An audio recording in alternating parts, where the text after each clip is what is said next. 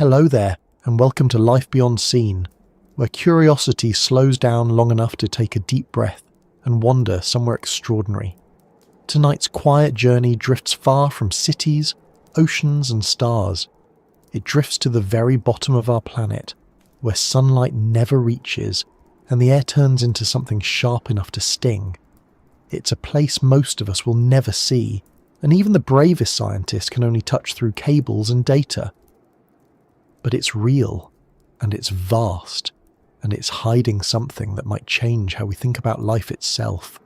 Beneath the South Pole's glaciers lies a world sealed away for millions of years, a dark ocean of pressure and silence. And yet, despite our satellites and drills and restless curiosity, we can't truly explore it. Not completely. Not yet. Maybe not ever. Before we sink into that frozen stillness, I'd like to ask something simple. Where in the world are you listening from tonight? Maybe it's late where you are and your room is dim and there's a small hum in the background that keeps you anchored to now. Maybe it's morning and the day is beginning to unfold in slow motion. Wherever you are, imagine for a moment that beneath your feet, far, far beneath, is a continent of ice 2 miles thick, and under that ice is an entire landscape no one has walked on. Rivers, valleys, mountains, lakes, all hidden away under a frozen ceiling. It's one of the last truly unreachable frontiers left on Earth. If you find this kind of calm curiosity comforting, if it helps your thoughts slow down for a while, it would mean a lot if you liked this video or subscribed. It helps this small, quiet corner of science reach someone else who might be lying awake wondering about the same things. And now, let's begin to sink under the ice slowly, carefully, following the faint traces of heat and sound that reveal what our eyes never could. Most of what we know about the Antarctic interior doesn't come from seeing it. It comes from listening, bouncing radio waves through ice, or reading tiny changes in gravity from satellites that orbit far above. What those instruments tell us is both fascinating and frustrating. Beneath that frozen sheet, there are mountains as tall as the Alps, rivers that never freeze, and valleys so deep they could swallow entire cities. The Antarctic ice sheet isn't just ice, it's a continent's worth of geology buried under a frozen ocean. The ice itself is more like a slow-moving glacier sea, grinding over rock, reshaping it, sealing away anything that might once have lived there. When scientists talk about exploring beneath the South Pole's glaciers, they're talking about working at the limit of what humans can endure. Temperatures drop below minus 70 degrees Celsius. Winds can strip equipment bare in hours. Even standing on the surface is like being on another planet. And yet the real mystery lies not at the surface but miles below. Down there, under millions of years of compressed snow, are vast lakes and water systems that have been sealed away from the atmosphere since before humans existed. The most famous of these hidden reservoirs is Lake Vostok. It's roughly the size of Lake Ontario, but it sits beneath nearly 4 kilometers of ice. Its water hasn't seen the sky in maybe 15 million years. To reach it safely, without contaminating it with modern bacteria or chemicals, is one of the hardest scientific challenges ever attempted. Imagine trying to touch something ancient without leaving a fingerprint. That's what scientists face every time they plan to drill through Antarctic ice. The risk isn't just mechanical, it's moral. If they breach a sealed ecosystem, even a single drop of modern oil or microbe could destroy data that nature has been guarding for eons. This is why exploration under the glaciers moves so slowly, so cautiously, so painfully carefully. Every motion must be clean, every instrument sterilized, every sensor monitored. Even the smallest mistake could ruin the one chance to understand what lies beneath. It might sound excessive, but there's a reason for this almost obsessive caution. We've learned the hard way that life, when it exists, finds ways to survive where it shouldn't. On the surface of Mars, in the acidic lakes of Tanzania, deep inside nuclear reactors, microbes have been found thriving in conditions that should kill everything. So if we do find life under Antarctica's glaciers, life that's adapted to total darkness, crushing pressure, and isolation. It could tell us what life might look like on Europa or Enceladus, the icy moons orbiting Jupiter and Saturn. In a sense, Antarctica is a test lab for the cosmos, and that's why we treat it like sacred ground. But before those ideas of extraterrestrial parallels and biochemistry spark too brightly, it helps to picture what this hidden world is actually like. Beneath the ice is no clear cavern or open tunnel. It's not a frozen cave with glittering walls or some mythic kingdom of frost. It's a crushing labyrinth of solid ice, laced with thin layers of liquid water that move so slowly they might as well be sleeping. In some areas, the ice presses against the rock below with hundreds of tons of pressure per square metre. The temperature there hovers just below freezing, warmed only by the faint heat of the Earth's core. Where the ice is thinner, it clings to rock. Where it's thicker, it flows outward, dragging stone and sediment like a slow avalanche frozen in time. For most of history, no one knew this world existed. Early explorers saw only the surface, endless white plains, ridges, storms that erased footprints in seconds. They thought the continent beneath might be flat or even oceanic. It wasn't until the middle of the 20th century, when scientists began bouncing radar signals through ice, that we started to glimpse the hidden terrain. What they found was astonishing. Beneath East Antarctica lay a landscape of buried mountain ranges, the Gamburtsev subglacial mountains, stretching hundreds of kilometres long. Beneath West Antarctica, a patchwork of basins and ridges carved by ancient rivers, now reversed and buried. Between them, sealed lakes, some connected by rivers of meltwater, others isolated for epochs.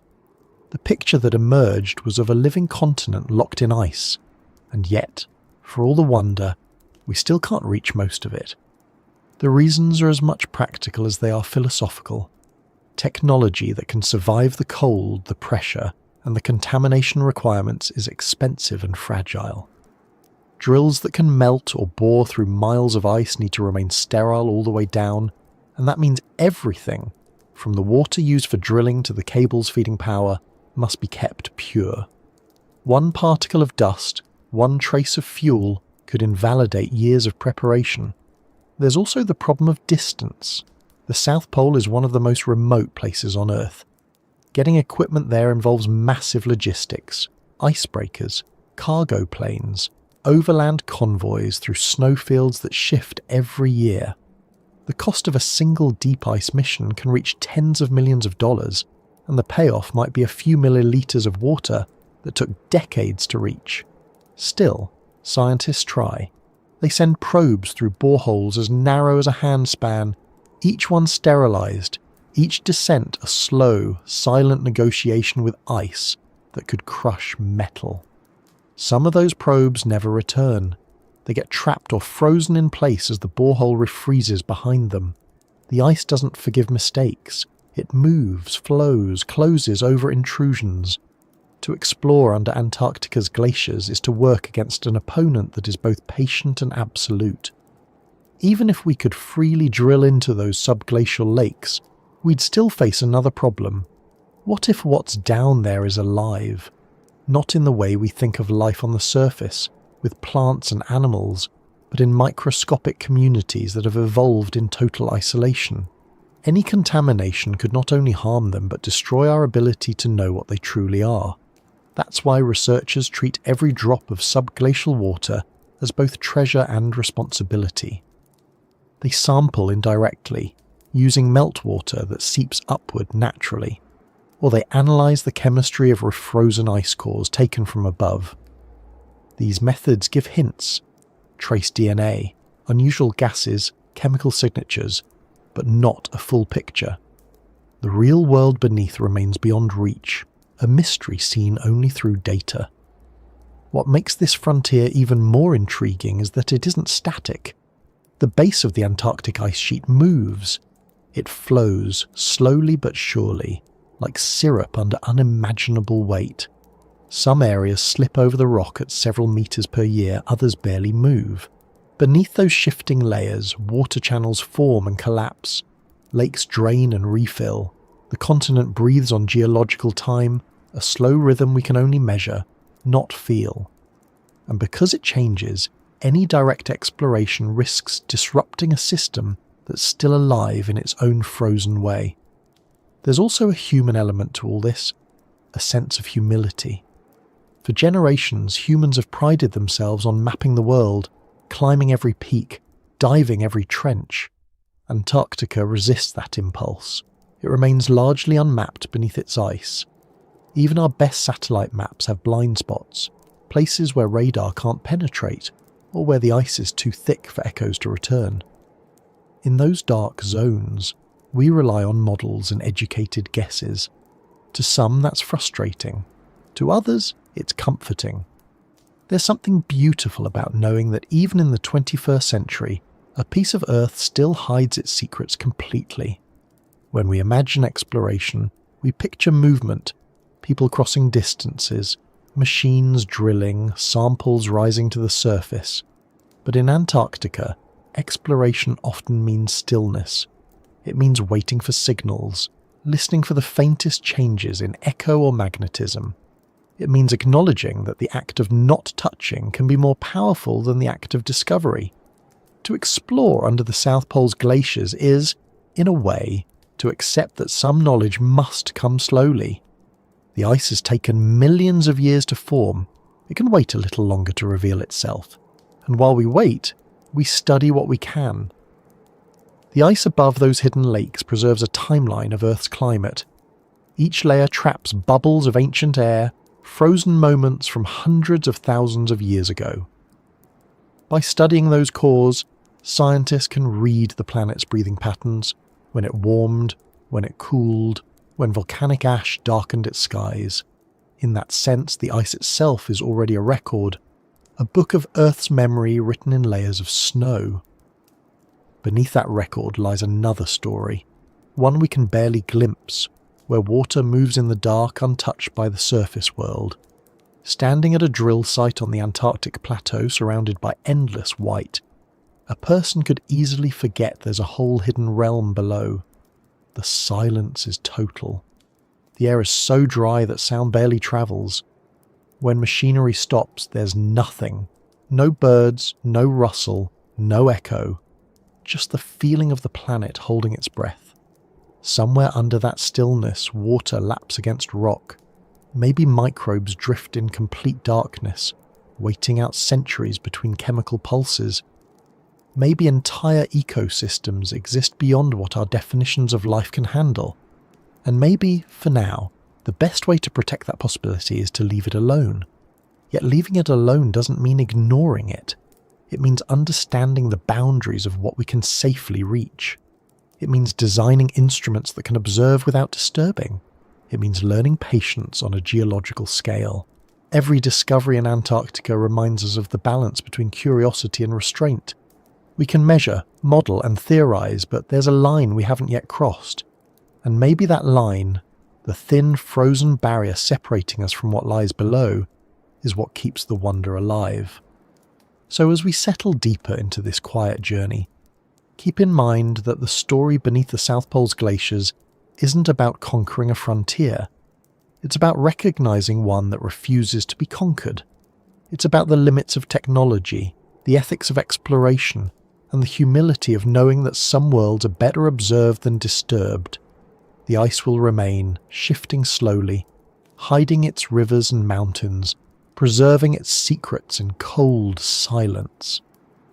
And as the night deepens and our thoughts drift with it, we'll keep descending, not physically, but through understanding, toward the heart of this frozen continent. Because to know why we can't truly explore under the South Pole's glaciers, we first have to understand what's really down there, how it moves, how it breathes, and why touching it might change everything. When people imagine Antarctica, they picture a blank white expanse at the bottom of the globe, a smooth sheet of ice stretching endlessly in every direction. It's a simple image, easy to draw on a map but completely misleading. Beneath that white emptiness lies one of the most complex landscapes on Earth, a place of hidden peaks, trenches, and lakes that twist and merge like veins under skin. And yet, even after decades of research, we still can't draw it properly. The South Pole's underside remains an unfinished sketch, a shape known only through faint echoes, gravity readings, and educated imagination. It's a map we can't quite make, and that might be one of the most haunting truths in modern science. The first attempts to understand what lay beneath Antarctica's ice came long before anyone thought of subglacial lakes or buried mountain ranges. In the early 20th century, explorers hauled sleds across the frozen plateau with compasses and notebooks, measuring distances by pacing and timing the movement of their dogs. They thought of the continent as a flat, featureless plain. A few ridges appeared on the horizon, but nothing suggested what waited below. When radar technology arrived decades later, it changed everything. Suddenly, scientists could bounce radio waves off the rock under the ice and measure the time it took for the echoes to return. The deeper the bounce, the longer the delay. These early surveys revealed that the continent wasn't flat at all. It was a maze of valleys, ridges and basins, some deeper than the Grand Canyon. The discovery was thrilling, but also deeply frustrating, because it opened a mystery we still haven't solved. Every radar map of Antarctica is incomplete. The ice doesn't cooperate with our instruments. In some regions, it's so thick and pure that radar signals scatter, bending and fading before they reach the rock below. In others, layers of frozen water and compressed snow distort the reflections, making them look like terrain that doesn't exist. Even satellites, which can sense tiny variations in gravity and magnetism, can only hint at what's under there. They tell us where the ice is thinner or thicker, where mass shifts or bulges, but not the exact shape of the world beneath. What we end up with are ghost maps, beautiful but uncertain outlines that scientists spend years debating. Each update erases and redraws parts of the continent, like an artist revising a sketch without ever seeing the real thing. There's something almost humbling about that. In an age where we can see the surfaces of Mars and the moons of Jupiter in exquisite detail, the fact that we still can't clearly picture what's beneath our own planet's ice feels like a quiet reminder of how little control we really have. It's not for lack of trying. Huge international collaborations like BedMap and IceBridge have spent decades flying radar-equipped aircraft over the polar plateau, tracing invisible valleys and hidden lakes. The data they collect fills supercomputers, generating 3D models that look like alien worlds. Yet even those models are riddled with blank spots. The gaps aren't small, they cover hundreds of square kilometres, especially in East Antarctica, where the ice is at its thickest and oldest. It's as if a painter had to guess entire parts of a landscape based on shadows alone. The reason mapping matters so much isn't just curiosity. The shape of the land beneath the ice determines how the ice itself moves, melts, and reshapes the world around it. Beneath the glaciers are troughs and ridges that guide rivers of frozen water, influencing how quickly the ice sheet flows toward the ocean. If we knew that map perfectly, we could predict how Antarctica might respond to climate change, where it will thin, where it will hold, how fast the oceans might rise. But without a clear picture, every model comes with uncertainty. We're trying to forecast the future of the planet on top of a landscape we can't see.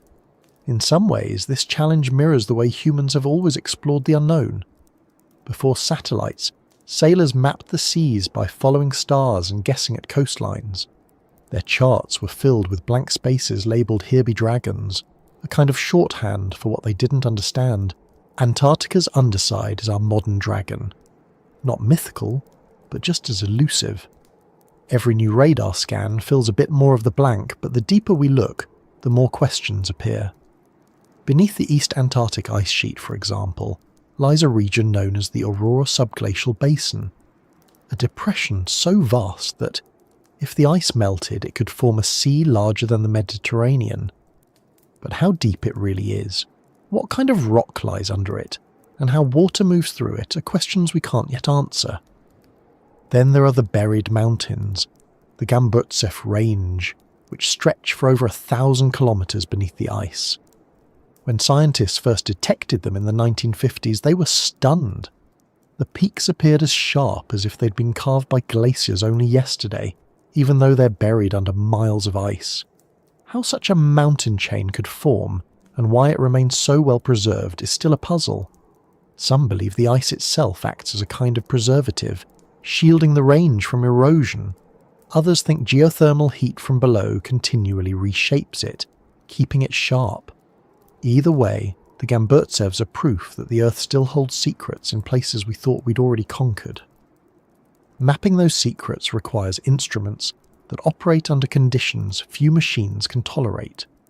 The radar systems used in polar exploration must survive temperatures that can drop below minus 50 degrees Celsius, and winds that tear at antennas like sandpaper. Aircraft engines freeze if left idle too long. Ground-penetrating sensors need to be calibrated for ice that can change density and texture every few meters. Even the simplest thing, like refueling or replacing a part, becomes a logistical ordeal. There are no supply stores, no repair hangars, no quick fixes. Everything has to be brought in, tested, and then operated with the precision of surgery. Each data-gathering flight represents weeks of preparation and millions of dollars.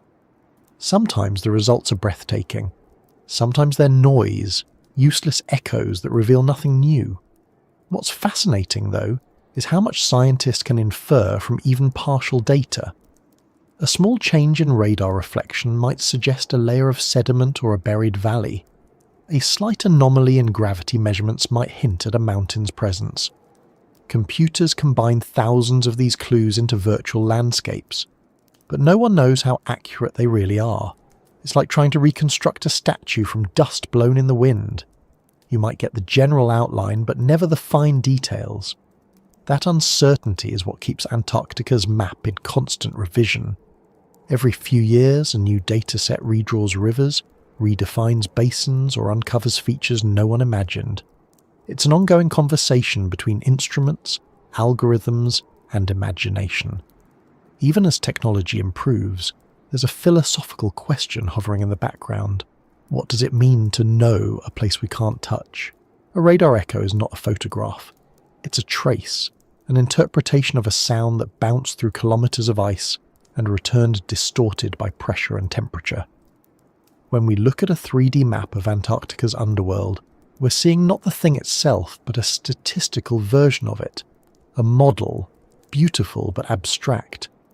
The real landscape, the one hidden in total darkness, might look entirely different. There might be caverns where we see solid rock, smooth plains where we expect chaos. Until we reach it physically, all our maps are educated guesses wrapped in digital precision. That ambiguity can be both inspiring and unsettling. For scientists, it's a challenge. For storytellers and dreamers, it's a rare invitation. It means that right now, beneath the most thoroughly studied continent on Earth, there are still unknown places. Entire valleys have never been named, entire lakes never seen. Somewhere down there, a river may be flowing quietly, shaping stone, creating small habitats for life that hasn't seen sunlight for 20 million years. We can imagine it, we can model it, but we can't yet draw it with confidence, and maybe that's what makes it so compelling. One of the reasons mapping is so difficult has to do with how ice behaves. Unlike rock, ice isn't static. It flows, warps, and bends under its own weight. That movement distorts radar signals and shifts landmarks over time.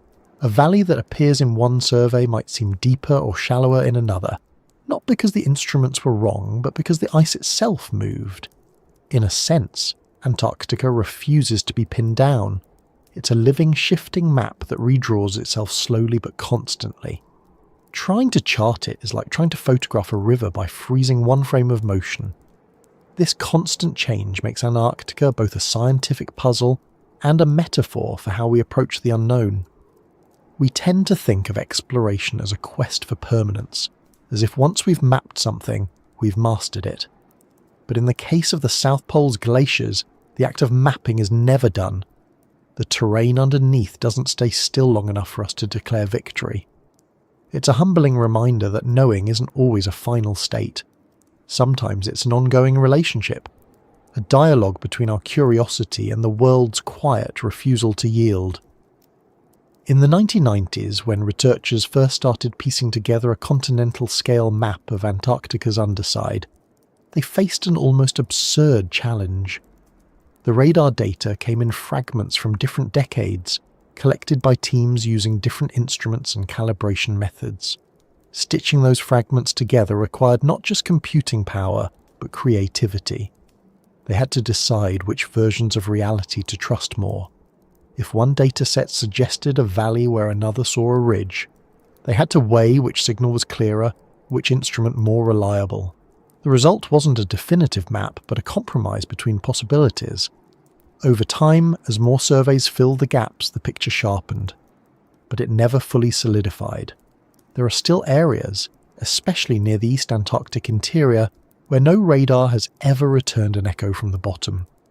Those blank spots are like pieces of a jigsaw puzzle that refuse to fit. It's tempting to think that we could just send more satellites, build stronger radar, or drill deeper. But each approach hits limits. Satellites can't see through ice thicker than a few kilometers with clarity. Airborne radar can't cover every square kilometer of a continent the size of the United States and Mexico combined. Ground-based surveys move slowly and require teams to endure months of isolation. Drilling, while possible, is expensive and risky. The deeper you go, the greater the chance of equipment failure, contamination, or collapse. For now, no single method can reveal the whole picture. We're left with mosaics stitched together from what little the ice allows us to glimpse. There's also the issue of time. Every expedition window in Antarctica is short, just a few summer months when temperatures rise enough for machines to function and planes can land safely. The rest of the year, the continent sleeps under darkness and storms. That means progress happens in bursts. Each season yields a little more data, a few more echoes, a slightly better understanding. Then the long winter erases the footprints, buries the markers, and resets the stage for next time. Exploration here is measured not in kilometers, but in patience. And yet, despite the obstacles, the allure never fades. Scientists return year after year because they know that every new scan, every new reading, adds another piece to a mystery no one else on Earth is solving.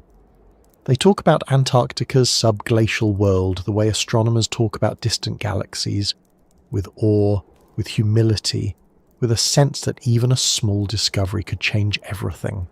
There's a quiet poetry in that, even if no one calls it that out loud. It's the kind of fascination that drives people to endure cold, exhaustion, and isolation, all for the sake of seeing a landscape no human eyes will ever directly witness. In the end, the map we can't draw isn't just a scientific limitation. It's a symbol of how exploration has changed.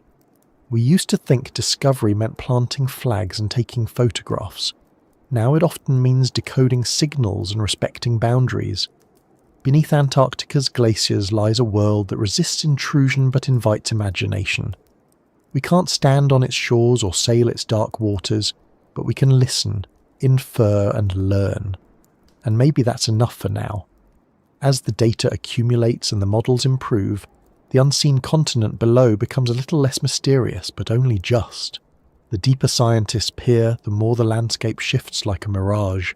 It's as if the ice wants to remind us that some knowledge comes with conditions, that understanding requires patience, precision, and sometimes acceptance of the unknown. The map we can't draw remains unfinished, but perhaps that's its quiet purpose, to keep us curious, to keep us listening. And as we continue this journey into the depth of the frozen world, the picture beneath the South Pole becomes more than a mystery of geography. It becomes a story about time itself, about how ice preserves the memory of the planet while hiding its face. Ahead lies the question of how old this frozen world truly is, how long it's been building its silence, and what traces of the past still linger trapped within it. To understand why we can't fully explore what's beneath, we have to step backward into the deep history written inside the ice itself. When you stand on the Antarctic plateau and look around, you might think there's nothing there but snow and wind. But under your feet lies something extraordinary, not just in space, but in time. The ice beneath the South Pole is not simply frozen water, it's a layered record of Earth's history, built flake by flake over millions of years. Each layer is a year, each trapped bubble a moment, and together they form one of the longest and most detailed archives our planet has ever written. To walk across that frozen plain is to step across centuries stacked on top of one another, compressed into silence. It's hard to imagine the weight of so much time pressing down, but that's what Antarctica holds. Miles of frozen memory that stretch back to long before humans, before cities, before even the shape of the continents as we know them. The age of Antarctic ice depends on where you are. Near the coast, where glaciers flow quickly into the sea, the ice might be only a few thousand years old, constantly renewed by snowfall and melting at the edges. But in the heart of East Antarctica, near places like Dome Sea or the Vostok Station, the ice is ancient, hundreds of thousands, even millions of years old. The layers there are so thick that the bottommost ones were formed when the world was a completely different place. Forests grew in what is now desert, ocean currents moved differently, and the air held more carbon dioxide than it does today. That air, once free, is now trapped in microscopic bubbles sealed inside crystals of ice. To drill down and collect it is like breathing in the atmosphere of the distant past. When scientists extract ice cores, they're not just looking for frozen water, they're searching for clues, tiny chemical fingerprints that tell stories about temperature, volcanic eruptions, sea levels, and even cosmic events. Every layer carries traces of dust, pollen, and isotopes that change depending on the planet's climate. By studying these variations, researchers can reconstruct Earth's climate cycle, going back almost 1 million years. They can see ice ages come and go, trace abrupt warming events, and measure how the planet's heartbeat has changed over geological time. It's one of the most powerful tools we have for understanding our own fragility. But the deeper they drill, the harder it becomes. Not just physically, but conceptually. The oldest ice lies close to the bedrock where heat from the Earth and the slow flow of glaciers distort the record. Those lower layers are compressed beyond recognition, warped like pages in a book that's been soaked and frozen for eons. We know they exist, but reading them clearly is another matter. To imagine what lies under all that ice, it helps to picture time itself as a kind of vertical landscape.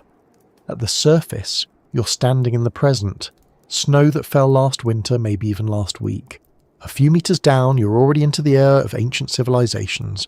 A few hundred meters deeper, the ice age still reigns. Keep going, and soon you're in a world where mammoths still walk and human ancestors are learning to shape tools.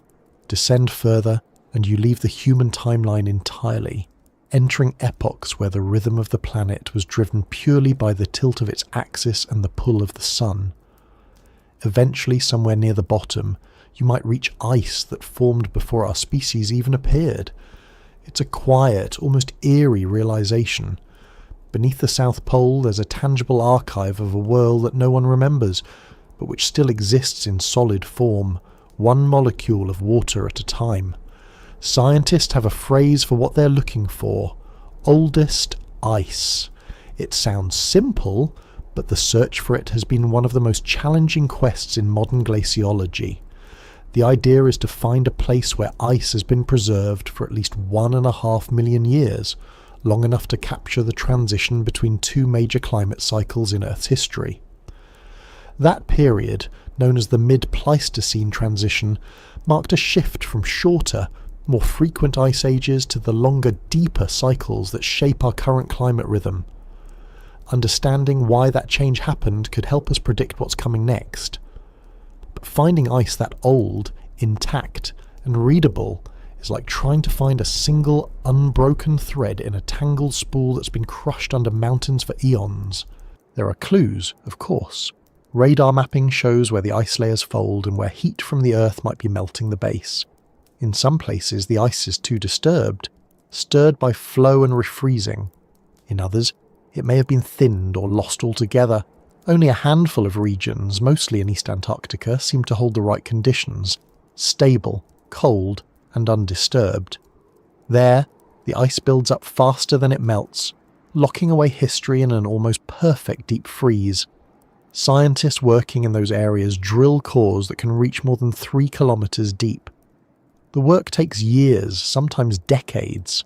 A single core might be only 10 centimeters wide, but inside that narrow cylinder is the breath of ancient forests, the smoke of old volcanoes, the quiet record of snowstorms that fell before humanity began to write its own. The deeper those cores go, the stranger the data becomes. The composition of the air shifts, showing swings in carbon dioxide and methane that reflect ancient ecosystems. Dust layers mark global droughts or massive eruptions. Even the tiny crystals of the ice itself tell stories. How quickly they grew, how much stress they endured, how they slid over each other under pressure.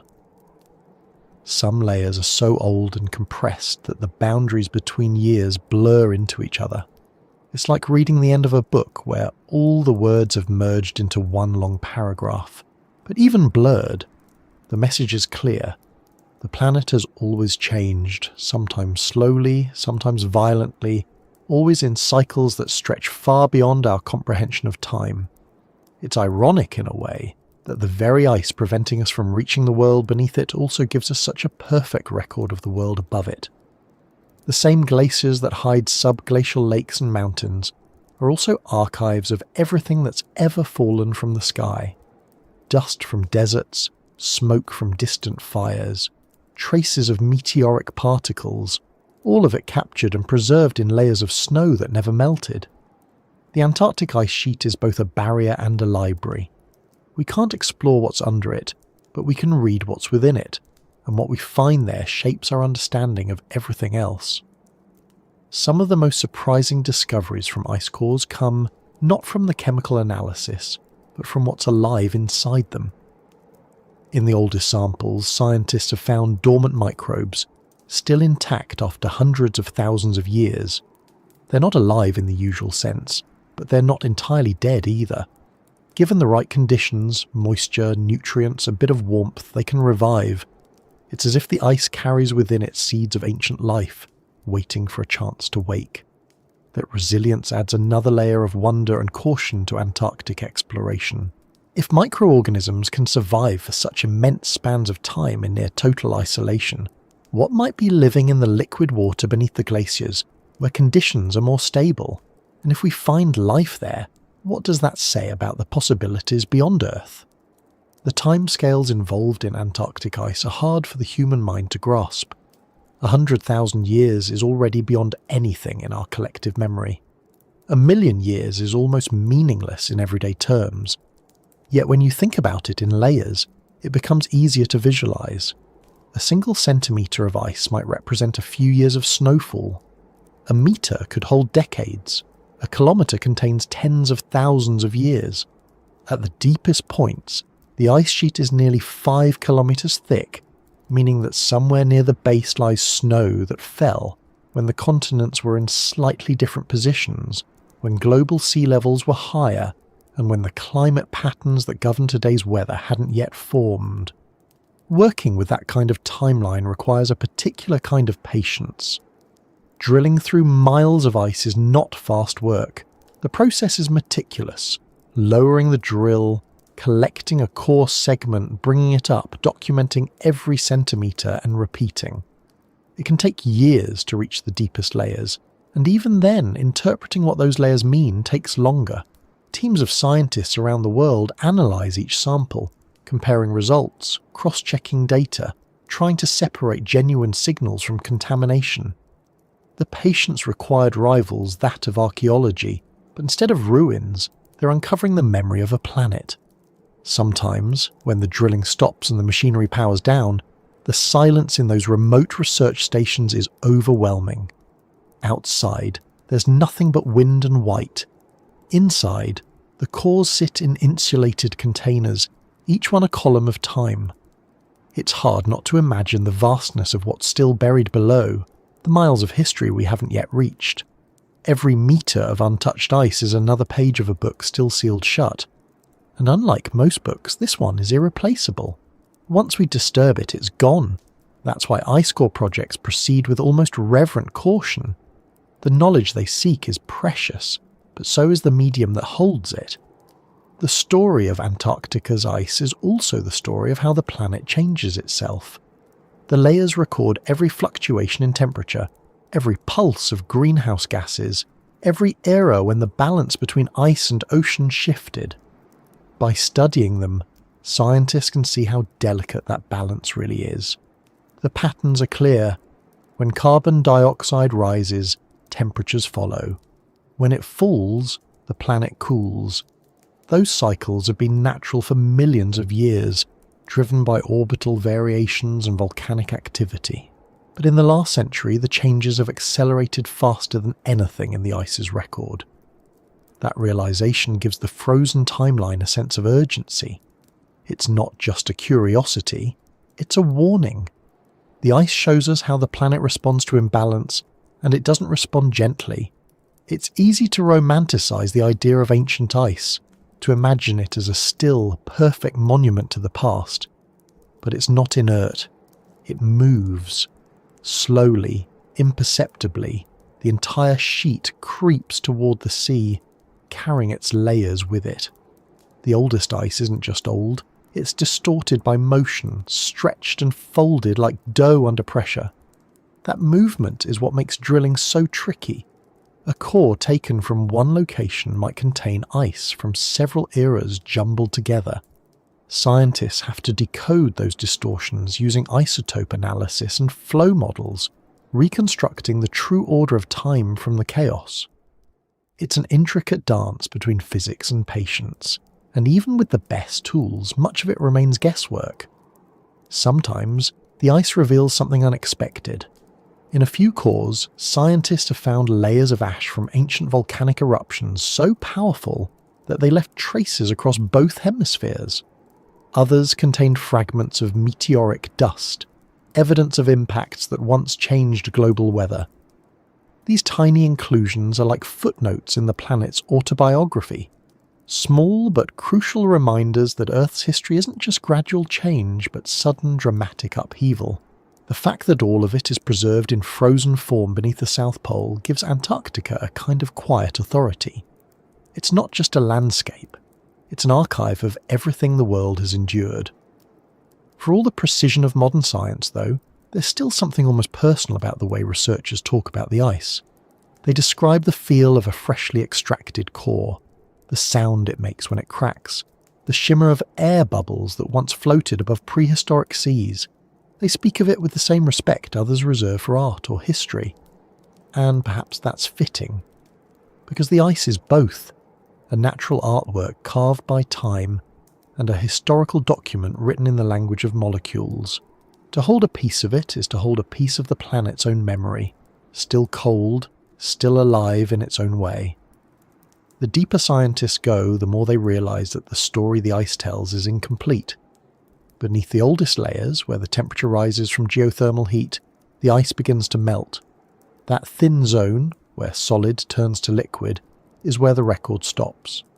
Below it lies the unknown, the world of subglacial lakes, sediments, and hidden currents. It's there that the boundary between past and present blurs completely.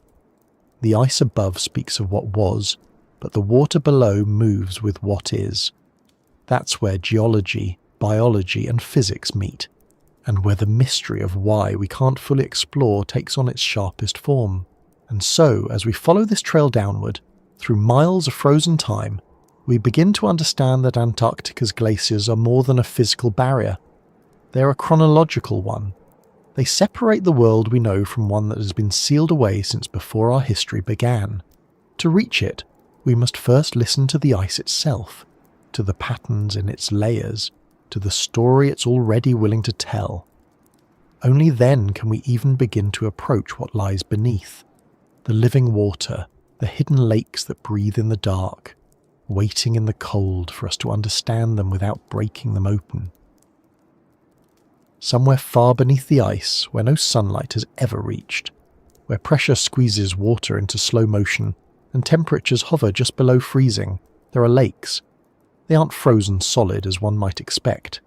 They are liquid, sealed away under the weight of the Antarctic glaciers. They have been there for millions of years, untouched, unseen, and alive in ways we barely understand. Calling them lakes almost feels inadequate, because they aren't like any lakes on the surface. They're entire hidden ecosystems, black and silent, with chemistry that doesn't match anything we know from the open world. We call them subglacial lakes, and in a literal sense, they are the only parts of Antarctica that move with a quiet pulse. They are the lungs of a buried world, breathing slowly in darkness. It seems impossible that liquid water could exist in such a place. The temperature at the base of the ice is far below zero, the pressure immense, the air absent. Yet the very weight of the ice creates heat through friction and pressure. The Earth itself adds a bit more from below, radiating warmth from its core. The combination is enough to keep pockets of water from freezing completely. Those pockets form networks of hidden reservoirs, some as large as inland seas, others no more than thin veins of water threading through rock and sediment. Scientists believe there are over 400 of them scattered beneath the Antarctic ice sheet, connected by rivers that flow slowly, maybe centimetres per year, through channels carved into the bedrock. The largest of them, Lake Vostok, lies buried under nearly 4 kilometres of ice and holds more than 5,000 cubic kilometres of water. It's been sealed off from the atmosphere for at least 15 million years. The existence of these lakes was suspected for decades before it was confirmed. In the 1960s, Russian researchers working at the Vostok station noticed strange radar readings, echoes that didn't match the usual patterns of ice and rock. They saw flat, consistent reflections that hinted at something smooth and liquid. For years, the idea seemed too extraordinary to believe. How could there be liquid water under so much ice? It wasn't until the 1990s that satellite radar confirmed it. The signals showed a massive area of unusually flat reflections stretching across more than 200 kilometres. There could be only one explanation: a lake, as vast as some of the Great Lakes trapped beneath the glacier. It was one of the most startling geographical discoveries of the 20th century. Since then, more subglacial lakes have been detected using ice-penetrating radar and gravity measurements. Some are large and deep, others small and shallow. Many of them appear to fill and drain over time, meaning that there's an active hydrological system beneath the continent. Water moves under the ice the way blood moves through veins, slowly, rhythmically, keeping the glacier alive from below. It's not stagnant. It flows, melts, refreezes, and flows again. In that movement lies one of the keys to understanding Antarctica's behaviour. The lakes act as lubricants, allowing glaciers to slide toward the sea. Changes in their volume can alter how quickly the ice above moves, which in turn affects sea level and climate patterns far beyond the pole. In a way, the hidden lakes of Antarctica are not just features of a frozen world, they're gears in a planetary machine. But it's what might live in them that captures the imagination. These lakes have been sealed off from the surface for longer than humans have existed. No sunlight reaches them. They're under immense pressure, oxygen poor, and isolated from the rest of Earth's biosphere. If any organisms exist there, they've had to adapt to conditions unlike anywhere else. They might be microbial life forms that derive energy from minerals in the rock instead of sunlight, feeding on chemical reactions between water and the Earth's crust. Such organisms exist in other extreme environments, deep-sea hydrothermal vents, underground aquifers, and even within Antarctic ice itself. It's not a stretch to imagine that similar life could survive below the glaciers, sustained by chemistry rather than photosynthesis. This is why scientists are so cautious about exploration. A single probe contaminated with surface bacteria could alter an entire ecosystem that's been stable for millions of years. That's not just a scientific concern, it's an ethical one. It forces us to think about the value of knowledge versus the responsibility of preservation.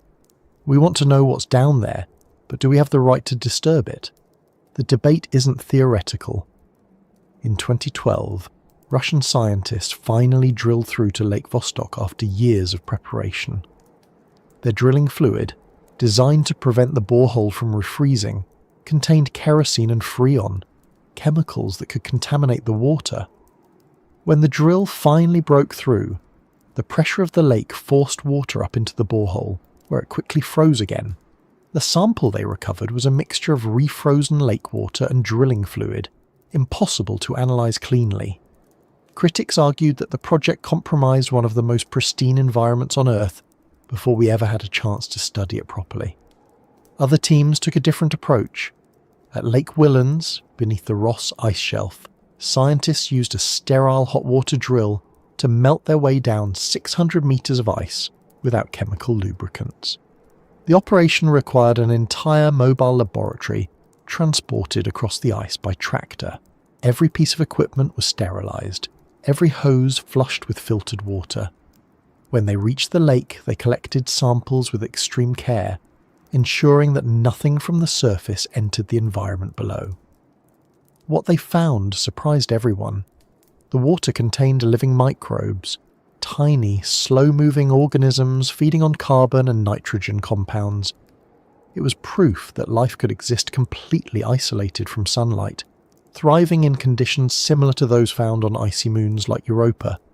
It was a triumph not just of science but of restraint. The team had touched another world without breaking it. Even with that success, we've only just begun to understand what these lakes are like. Each one is different. Some are hypersaline, rich in dissolved minerals. Others are fresher, possibly fed by melting ice rather than groundwater. Some have sediments at the bottom that may contain fossil DNA, while others are too deep to sample without risk. They vary in pressure, temperature and chemistry, each representing a different experiment in nature's resilience. What unites them is their isolation. No sunlight, no atmosphere, no connection to the open ocean. It's a kind of planetary quarantine, maintained by ice. That isolation also makes them time capsules. The sediments at the bottom of these lakes might contain records of ancient climates, perhaps even traces of organisms that lived on the continent before it froze over 30 million years ago. In that sense, the lakes are not only biological but geological archives. They hold the story of Antarctica's transformation, from a warm forested land to the frozen desert we know today. Unlocking that story requires delicate balance. Too little exploration, and we remain ignorant. Too much, and we risk losing the very thing we seek to understand. To reach even one of these lakes safely demands technology that borders on science fiction. The drills must penetrate kilometres of ice while remaining sterile. The equipment must function in sub-zero temperatures without contaminating the environment. The power requirements are enormous, and communication with the surface is limited. Once a probe enters the water, it must withstand pressures higher than those in the deepest parts of the ocean, transmit data through miles of ice, and then return, if it can. In many cases, the probes are single-use. They descend once, gather what data they can, and are left behind as silent witnesses. The expense and complexity of such missions mean they happen rarely. Each one is a gamble, years in the making, for the chance to glimpse a world that exists entirely without light. Despite the risks, the fascination persists because of what these hidden lakes represent. They are analogues for extraterrestrial oceans. The icy moons of the outer solar system, Europa, Enceladus and Ganymede, are believed to have subsurface oceans beneath their frozen crusts. If we can learn how life endures in Antarctica's subglacial lakes, we might understand what conditions allow it to exist elsewhere. In a strange way, drilling through Antarctic ice is a form of planetary rehearsal.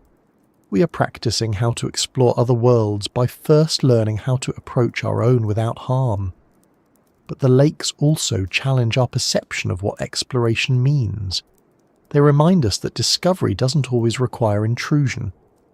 Much of what we know about them comes from remote sensing, listening rather than touching. By measuring subtle changes in ice surface elevation over time, satellites can detect when a lake fills or drains. These fluctuations tell us that water is moving beneath the ice, connecting distant reservoirs like a hidden bloodstream. It's a slow, unseen network that links the continent together.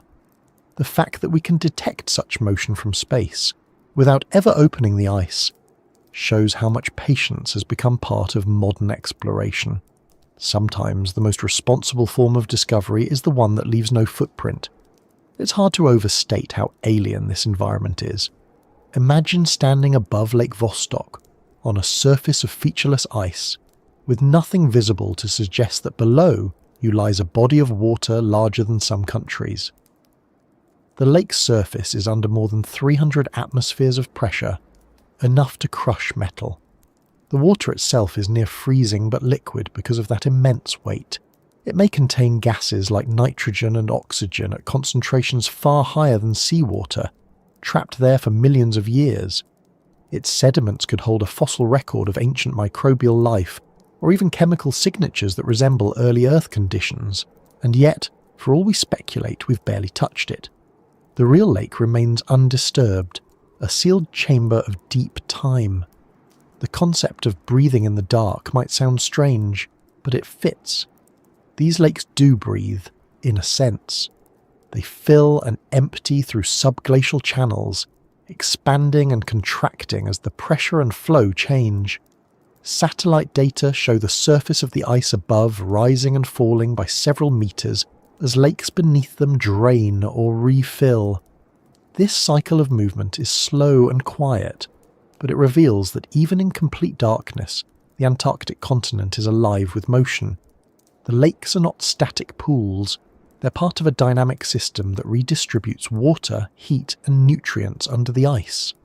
That slow rhythm is as close to a heartbeat as the frozen continent has. What makes this world so compelling isn't just its mystery, but its reminder of limits. We live in an era that values exploration, data, and access. We build machines to map the ocean floor, to scan distant planets, to quantify every corner of our environment. Yet under Antarctica's glaciers lies a place that resists that instinct. A world that forces us to pause. It demands a different kind of curiosity, one grounded in restraint, patience, and respect.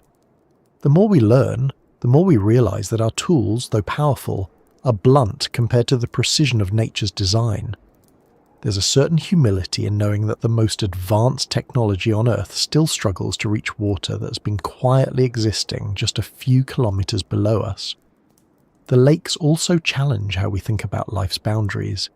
If microbes can survive in these conditions without sunlight in freezing temperatures under immense pressure, it expands our definition of habitability. It suggests that life doesn't need comfort, just opportunity. It can adapt, persist, and endure in ways that defy expectation. That realization doesn't just affect biology, it touches philosophy. It forces us to reconsider the uniqueness of our own environment. Maybe Earth's extremes aren't exceptions, but examples of how common resilience might be in the universe. The thought that something might be swimming, growing, or dividing under the South Pole's glaciers isn't science fiction anymore. It's a plausible truth waiting for evidence. And yet the same conditions that make those lakes fascinating also make them unreachable. The ice above them is too thick, the logistics too immense, the ethical concerns too heavy. We can model, we can measure, we can listen, but to truly explore them might require a leap of technology we haven't yet achieved. For now, we must be content with glimpses, with the knowledge that something extraordinary exists beyond our reach. It's a rare feeling in science, to know and not know at the same time, to sense the presence of an entire hidden biosphere, but remain unable to touch it. That tension, the pull between discovery and preservation, is what makes Antarctica such a powerful symbol of modern exploration. As the surface teams pack up their equipment, and the long polar night begins again, the lakes below continue their slow breathing undisturbed. The water flows, the microbes, if they exist, drift through currents unseen. The ice above thickens slightly, sealing them deeper into isolation. And somewhere in that darkness, history keeps accumulating in silence. Above, the wind reshapes the snow into new patterns, and on the surface, humans wait for another season, another chance to listen. What lies below remains what it has always been, self-contained, ancient, and alive in a way that doesn't depend on our observation. The more we learn about those hidden lakes, the clearer it becomes that what lies beneath Antarctica is not a void but a system, a vast interconnected underworld that sustains itself without sunlight. But that system exists under incredible weight, and it doesn't sit still. The glaciers that cover it move and shift constantly, pressing down with the massive continents, grinding rock, creating heat, and shaping the land beneath.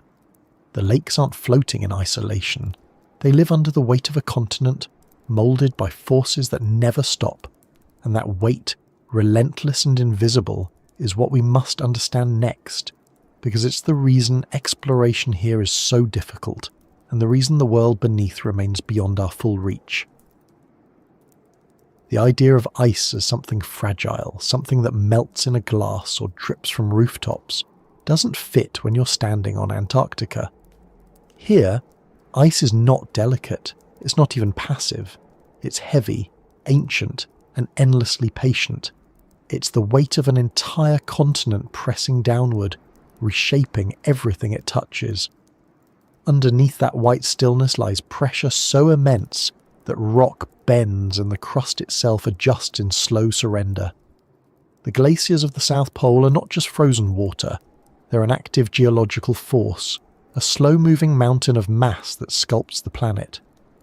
When we speak of what lies beneath them, we're really talking about what happens when that much weight presses down on time itself. The Antarctic ice sheet is the largest single mass of ice on Earth, holding about 60% of the planet's fresh water. In some places it's more than 4 kilometers thick, and in others the ice sits directly on bedrock that lies below sea level. The total weight is so enormous, about 26 million gigatons, that it literally depresses the crust of the Earth beneath it. That depression is known as isostatic adjustment, and it means that Antarctica is, in a sense, sitting inside its own footprint. The land beneath the ice has been pushed down over millions of years, forming basins where water collects, where sediments pile up, and where mountains once tall enough to touch the sky now crouch under layers of frozen mass. To grasp what that kind of weight does, imagine pressing your hand into soft clay and leaving it there for 1,000 years. The clay would reshape itself, sinking deeper, compacting under the pressure. Now multiply that by billions and stretch it across a continent. The Earth's crust beneath Antarctica behaves a bit like that clay, slowly deforming under load. Where the ice thickens, the land sinks. Where it thins, the land rises again. This constant balancing act is one of the quiet movements of the planet, imperceptible on human timescales, but monumental across millennia. And it's still happening right now. As parts of Antarctica lose ice due to warming, the land beneath is beginning to rebound, rising centimetre by centimetre each decade. The Earth remembers the weight that pressed it down, and when that weight shifts, it moves in response, as if taking a long, slow breath after an age of stillness. But while the crust moves in these subtle ways, the ice itself behaves like something between a solid and a fluid. It flows, though so slowly that from the surface it looks motionless. The weight of the upper layers forces the ice below to deform and creep outward, spreading toward the coasts. The movement is measured in meters per year, yet over centuries it can reshape landscapes. Beneath that movement lies friction, ice grinding against rock, producing heat, carving valleys, and pulverizing stone into fine glacial dust. This grinding releases minerals into the subglacial water, feeding chemical reactions that may sustain microbial life. It also creates pockets of meltwater that lubricate the ice's movement, forming pathways for the hidden rivers that flow toward the sea. That frictional heat is one of the reasons the lakes beneath the glaciers remain liquid. Even though the air temperature above Antarctica can drop below -70 degrees Celsius, the heat generated at the base of the ice, combined with geothermal warmth from the Earth's mantle, is enough to keep some of the water from freezing completely. In effect, the ice sheet insulates itself. It traps the heat it generates, recycling it in slow motion. That self-sustaining balance, cold preserving its own heat, makes Antarctica an environment of contradictions, where immense cold and immense weight coexist in an equilibrium that has lasted for millions of years. When scientists talk about the weight of Antarctica, they're not just referring to physical mass, but to the consequences of that mass. Every year, as ice accumulates or melts, it changes the planet's gravity field ever so slightly. Satellites equipped with gravimeters can detect these shifts. When parts of the ice sheet thin, the gravitational pull there weakens, altering the way water circulates in nearby oceans. This means that Antarctica doesn't just respond to global change, it contributes to it. Its weight influences tides, sea levels, and even the distribution of ocean currents. The planet feels its presence the way a mattress feels the shape of a sleeper. When that shape changes, everything else adjusts.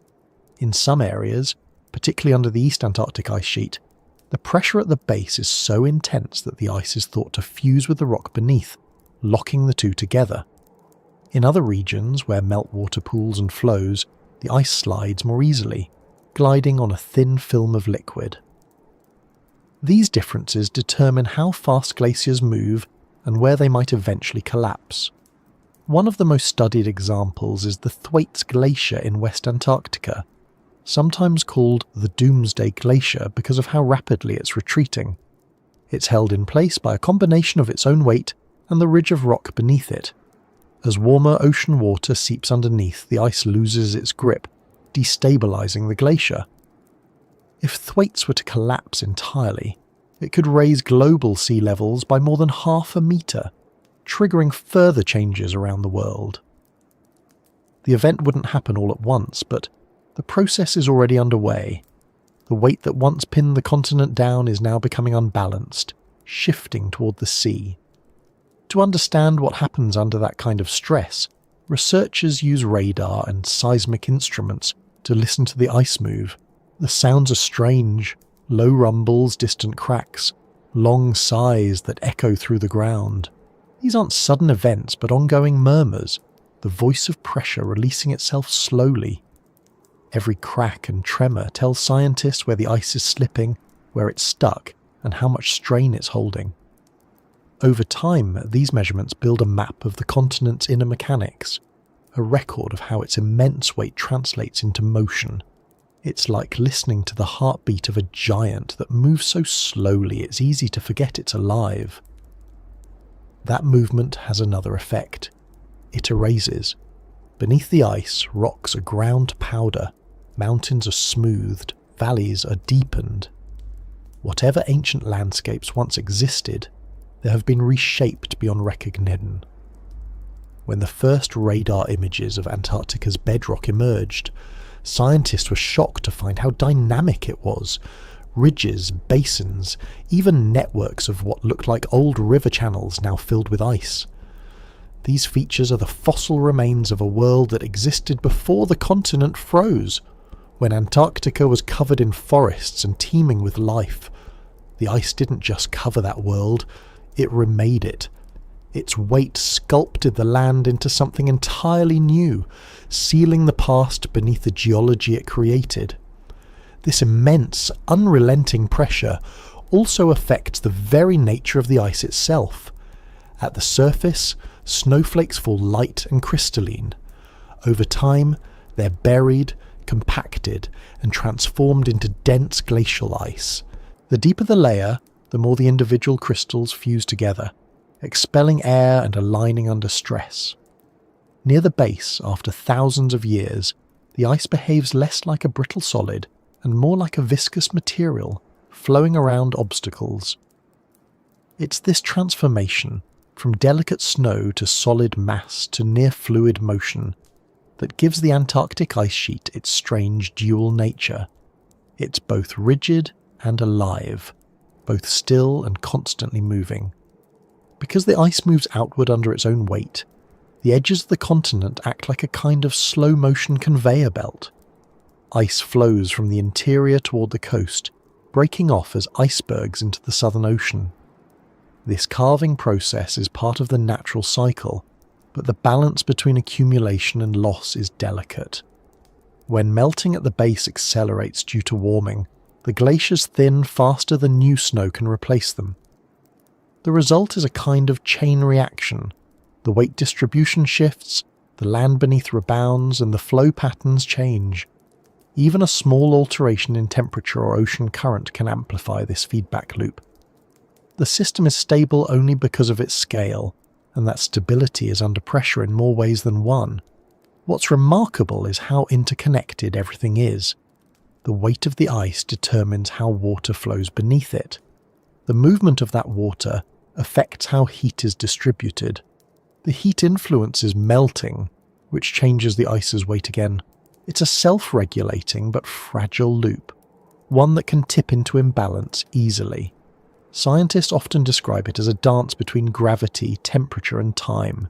It's not a metaphor, they mean it literally. Every gram of ice exerts force. Every shift in that force changes something else. And somewhere within that vast feedback system lies the reason we may never fully explore what's beneath. The very mass that preserves Antarctica's secrets also makes them unreachable. To explore under a glacier, you have to overcome its pressure. Drilling through kilometers of ice means working against forces strong enough to crush steel.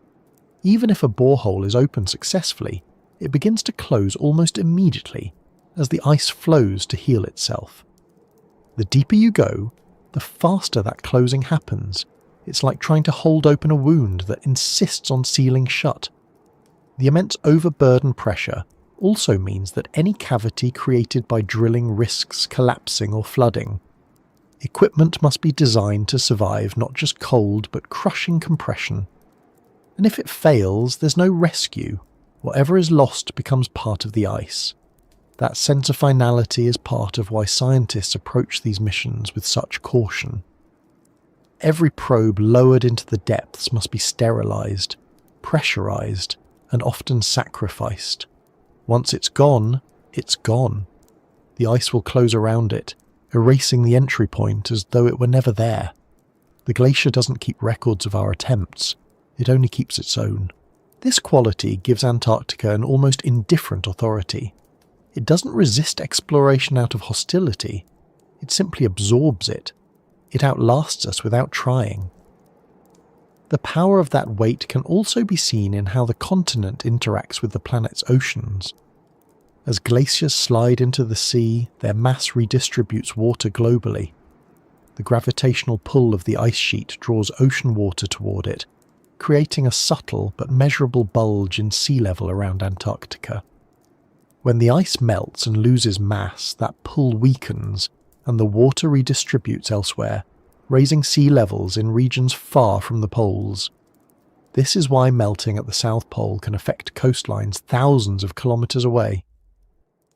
The planet's systems are not separate, they're continuous, bound by the pull of the same gravity that keeps the ice rooted in place. Even beneath all that mass, life finds ways to persist. Scientists have found microbial communities within the basal ice, feeding on minerals and surviving off the faint chemical energy generated by pressure and friction. These organisms don't see light, don't breathe oxygen, and don't need warmth. They exist because the weight above them provides stability, shielding them from radiation and preserving liquid water. The same pressure that makes exploration nearly impossible also creates a niche where life can exist without interruption for geological spans of time. It's another contradiction. What crushes also protects, what buries also preserves. When you consider all of this, the idea of truly exploring beneath the South Pole's glaciers begins to look almost paradoxical. To reach that world, We would have to overcome the very forces that define it. We would need to remove or penetrate the ice without altering the pressure, the temperature, or the purity of the environment. Even our most advanced technology struggles with those demands. Every attempt to reach the subglacial world risks disturbing its balance. The continent's weight doesn't just make it physically inaccessible, it makes it ethically complicated. To explore it is to change it, and to change it is to lose the very thing that makes it unique. The glaciers, in their immense silence, remind us of scale. They make human effort feel both small and extraordinary. We can map their surface, measure their thickness, even predict their movement, but we cannot undo their pressure or their patience. They move in time measured not by seconds or years, but by the rise and fall of continents. The weight of Antarctica is the weight of deep time made visible, a living monument to endurance. Beneath it the world continues. Water flows, sediments shift, microbial life persists, all under a crushing stillness that we can only observe from above. As the ice presses downward, it shapes more than the land. It shapes our understanding of limits. It forces us to recognize that exploration has boundaries, not because of lack of curiosity, but because of the fundamental physics of the world. Some doors remain closed not by choice, but by nature itself. And perhaps that's part of the balance. The ice keeps its secrets not out of defiance, but out of inevitability. It exists under pressure because it must. And yet, for all that weight, for all that power, the continent is not unbreakable. It listens. It shifts. It releases echoes that travel through the ice and reach us as faint vibrations, data on screens that tell us what's happening below. Those echoes are the next step in our journey, our way of seeing without touching, hearing without breaking. They are the whispers through which we continue to explore, moving from pressure into sound, from weight into resonance, from the dense silence of the glaciers into the delicate art of listening to the ice itself. There's a kind of silence in Antarctica that doesn't exist anywhere else on Earth. It's not the peaceful quiet of a calm night or the muffled hush after snowfall. It's heavier than that. It's the silence of absence, a silence so complete it seems to swallow sound. At the South Pole, even the air feels reluctant to carry noise. The cold thickens it, slows vibrations, absorbs them before they can travel far. You can shout and hear almost nothing come back. No echo, no resonance, just the sound of your own breath inside your hood. Machines too fall victim to this silence. It's not that they stop working immediately, it's that the environment strips them of endurance, eats away at them piece by piece until all that's left is stillness again. The phrase, "a silence that eats machines," isn't poetic exaggeration. It's what engineers and scientists actually face when they try to work in the Antarctic interior. The continent resists intrusion in the most practical ways possible. Electronics seize up in the cold. Lubricants congeal. Batteries drain within minutes. Even metals behave differently, contracting and warping as temperatures plunge. Every piece of equipment must be modified or reinvented just to survive. The problem isn't just the temperature, though it can drop below -80 degrees Celsius. It's the combination of cold, dryness, and isolation. There's no moisture in the air to carry heat, no vegetation to buffer wind, no sound to warn of mechanical strain. The result is a kind of invisible corrosion, one that happens not through rust or decay, but through silence and time. When researchers first began operating at the South Pole in the mid-20th century, they discovered that ordinary tools and instruments lasted a fraction of their expected lifespan. Cables would snap from brittleness. Plastic casings shattered like glass. Even fuel lines froze despite insulation. Radios would fail because the metal coils inside contracted differently from their housings, breaking delicate connections. The solution was to overbuild everything, to make machines heavier and simpler, to reduce moving parts to a minimum. But even then, the ice and cold had ways of finding weaknesses. Nothing lasts long without constant care, and care is a luxury when you're working in a place that tries to erase evidence of your presence the moment you look away. The atmosphere itself contributes to the slow breakdown. Antarctica's air is so dry that it pulls moisture from materials, desiccating rubber, plastic, and even the oils that protect metal. The ultraviolet light during the summer months adds another layer of punishment, degrading exposed surfaces in ways similar to radiation. A machine left outside for one season can emerge looking decades older. Inside the ice tunnels and boreholes, the challenges are different but equally unforgiving. Temperatures remain constant, but the pressure builds. Instruments must be able to operate under hundreds of atmospheres, their sensors sensitive enough to detect subtle changes in conductivity or temperature without shorting out. One failed seal or miscalibrated sensor can ruin an entire expedition's data. What makes this all the more difficult is how remote these operations are. When something breaks, there's no repair shop, no replacement parts waiting nearby. The logistics of bringing even small components can take months.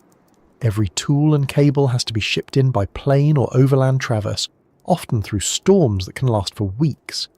Engineers plan meticulously, knowing that if a machine fails at depth, it's probably gone for good. Sometimes they never even know what went wrong, just that the signal stopped, that the silence returned. That silence isn't just metaphorical. When you work under the Antarctic sky, surrounded by endless white, there are moments when you realize that you can hear your own heartbeat more clearly than the hum of the generator beside you. The cold dampens everything, and the snow absorbs vibrations like a perfect acoustic sponge. When equipment finally powers down, either intentionally or from failure, the world seems to vanish into stillness. It's a silence that feels less like the absence of sound and more like the presence of something vast and indifferent. The machines we build, the signals we send, all seem temporary against that scale. The same silence extends underground. When probes descend through the boreholes into subglacial water, they enter an environment where sound travels differently. Ice conducts vibrations faster than air, but it also bends and scatters them in unpredictable ways. Signals weaken. Communication becomes erratic. Engineers design instruments with redundant systems, knowing that some channels will inevitably fail. Sometimes the data stops mid-transmission, the last readings frozen in memory before the device succumbs to pressure or power loss. Those fragments, half-complete temperature profiles, partial chemical readings, become part of the archive, clues to something unreachable. Each loss is felt like a whisper fading into static. Some of the earlier subglacial missions were almost heroic in their persistence. In the 1990s, attempts to lower mechanical probes into boreholes near Lake Vostok ended abruptly when the devices froze in place. The heat from the probe created a thin film of water around it, which refroze instantly, trapping it forever. Later efforts tried to use hot water drills to melt paths downward, but even those systems faced limitations. The deeper they went, the more difficult it became to maintain temperature and pressure balance. The ice wanted to close to reclaim the space, to undo the intrusion. It's a reminder that glaciers are not static. They're always moving, even if slowly. Every hole drilled into them is a temporary wound, one the ice heals without effort. Modern technology has improved, but the core challenge remains. The Antarctic environment devours machinery not because of malice, but because it operates on timescales and energies far beyond human design. Electronics are built to last years. The ice thinks in centuries. A robot may function for a week or a month, but the glacier that swallows it continues flowing long after, indifferent to the attempt. For every successful data transmission, there are countless silent failures buried in the ice. Lost sensors, frozen cables, entire systems entombed forever. Somewhere beneath the South Pole, there's likely a layer of abandoned machines, each one a small testament to how fragile technology becomes in the face of the planet's endurance. To prepare for these conditions, teams design redundancy into everything. They build 3 versions of every sensor, 2 backups for every line of communication. They test equipment in environmental chambers that mimic Antarctic conditions, temperatures below -70, near vacuum dryness, continuous vibration. Yet even after such preparation, the real ice finds new ways to challenge them. Unexpected ice crystals form on lenses, clogging cameras. Pressure differentials crush protective casings. Thermal gradients short out wiring. Each failure becomes a lesson written in the language of silence. The psychological effect of that silence shouldn't be underestimated either. For scientists stationed at remote drilling sites, days and weeks pass without any natural sound except wind. The absence of noise becomes oppressive. It changes how time feels. The mind begins to magnify small sounds, the ticking of an instrument, the hum of a generator, the crunch of boots on snow. When those sounds stop, even briefly, the brain interprets it as something catastrophic. Every silence carries tension because it might mean another failure, another broken link between human effort and the world below. And yet, despite all this, we keep returning. There's something magnetic about the challenge itself, something deeply human about trying to push against the limits of endurance. Engineers talk about Antarctica with a mix of frustration and admiration, as if it were a living thing with personality. They describe how ice creeps into joints and cables, how it shifts overnight, how it reclaims equipment with slow precision. They call it the great equalizer, the environment that humbles machines. Even the strongest designs are temporary here. The silence doesn't just eat machines, it digests their arrogance. The effect isn't confined to the surface. In subglacial exploration, even the simplest technical problems can cascade into mission-ending failures. A single kink in a cable can sever power or data transmission. A miscalibrated pressure valve can cause implosion. One of the most infamous examples happened during a British attempt to reach Lake Ellsworth. After years of preparation, the team began melting through 3 kilometers of ice with a specially designed hot water drill. The operation required maintaining 2 continuous boreholes, one for the drill and one for circulation water, to prevent refreezing. The plan depended on precise alignment, but somewhere along the way, the holes diverged. The water system lost pressure, and the entire operation had to be abandoned. Millions of dollars, decades of planning, all undone by physics and silence. The equipment was left behind, sealed in by the glacier, becoming part of the landscape it had tried to explore. These failures aren't wasted, though. Each one teaches something about the nature of the ice, about how materials behave in extreme conditions. The silence isn't just a void, it's feedback in its own way. Every stopped signal, every missing response tells scientists where the limits are. It's a conversation of sorts, one-sided but ongoing. The ice doesn't speak, but it answers through what it allows and what it denies. In that sense, the silence that eats machines isn't destruction. It's a boundary marker, the line between what we can reach and what remains its own. Even communication between surface teams can be challenging. Radio waves behave strangely at these latitudes, bending and scattering due to atmospheric conditions. During storms, static drowns out all transmission. In deep field stations, isolation becomes total. If a machine fails or a generator shuts down, help is not just far away. It's unreachable until the weather clears. The people who work there learn to trust redundancy more than optimism. They know that the environment doesn't negotiate. They build systems that can survive without attention, knowing that sometimes the only reliable backup is the silence itself. There's a strange irony in how this silence also protects the purity of the continent. The same conditions that destroy machines also preserve what lies beneath. The lack of noise, vibration and disturbance means that the ecosystems and sediments under the ice remain untouched. The continent maintains its own balance by being inhospitable to intrusion. It's not just a place, it's a filter, one that lets only the most careful exploration pass through. That's part of why so much of Antarctica remains pristine. Human technology struggles to leave a lasting mark, and yet, when machines do work, The data they return can be transformative. The few successful probes that have reached subglacial environments have recorded chemistry, temperature, and microbial activity that reshape our understanding of life on Earth. Those small victories come at immense cost and risk. Each one represents years of failure distilled into a moment of success.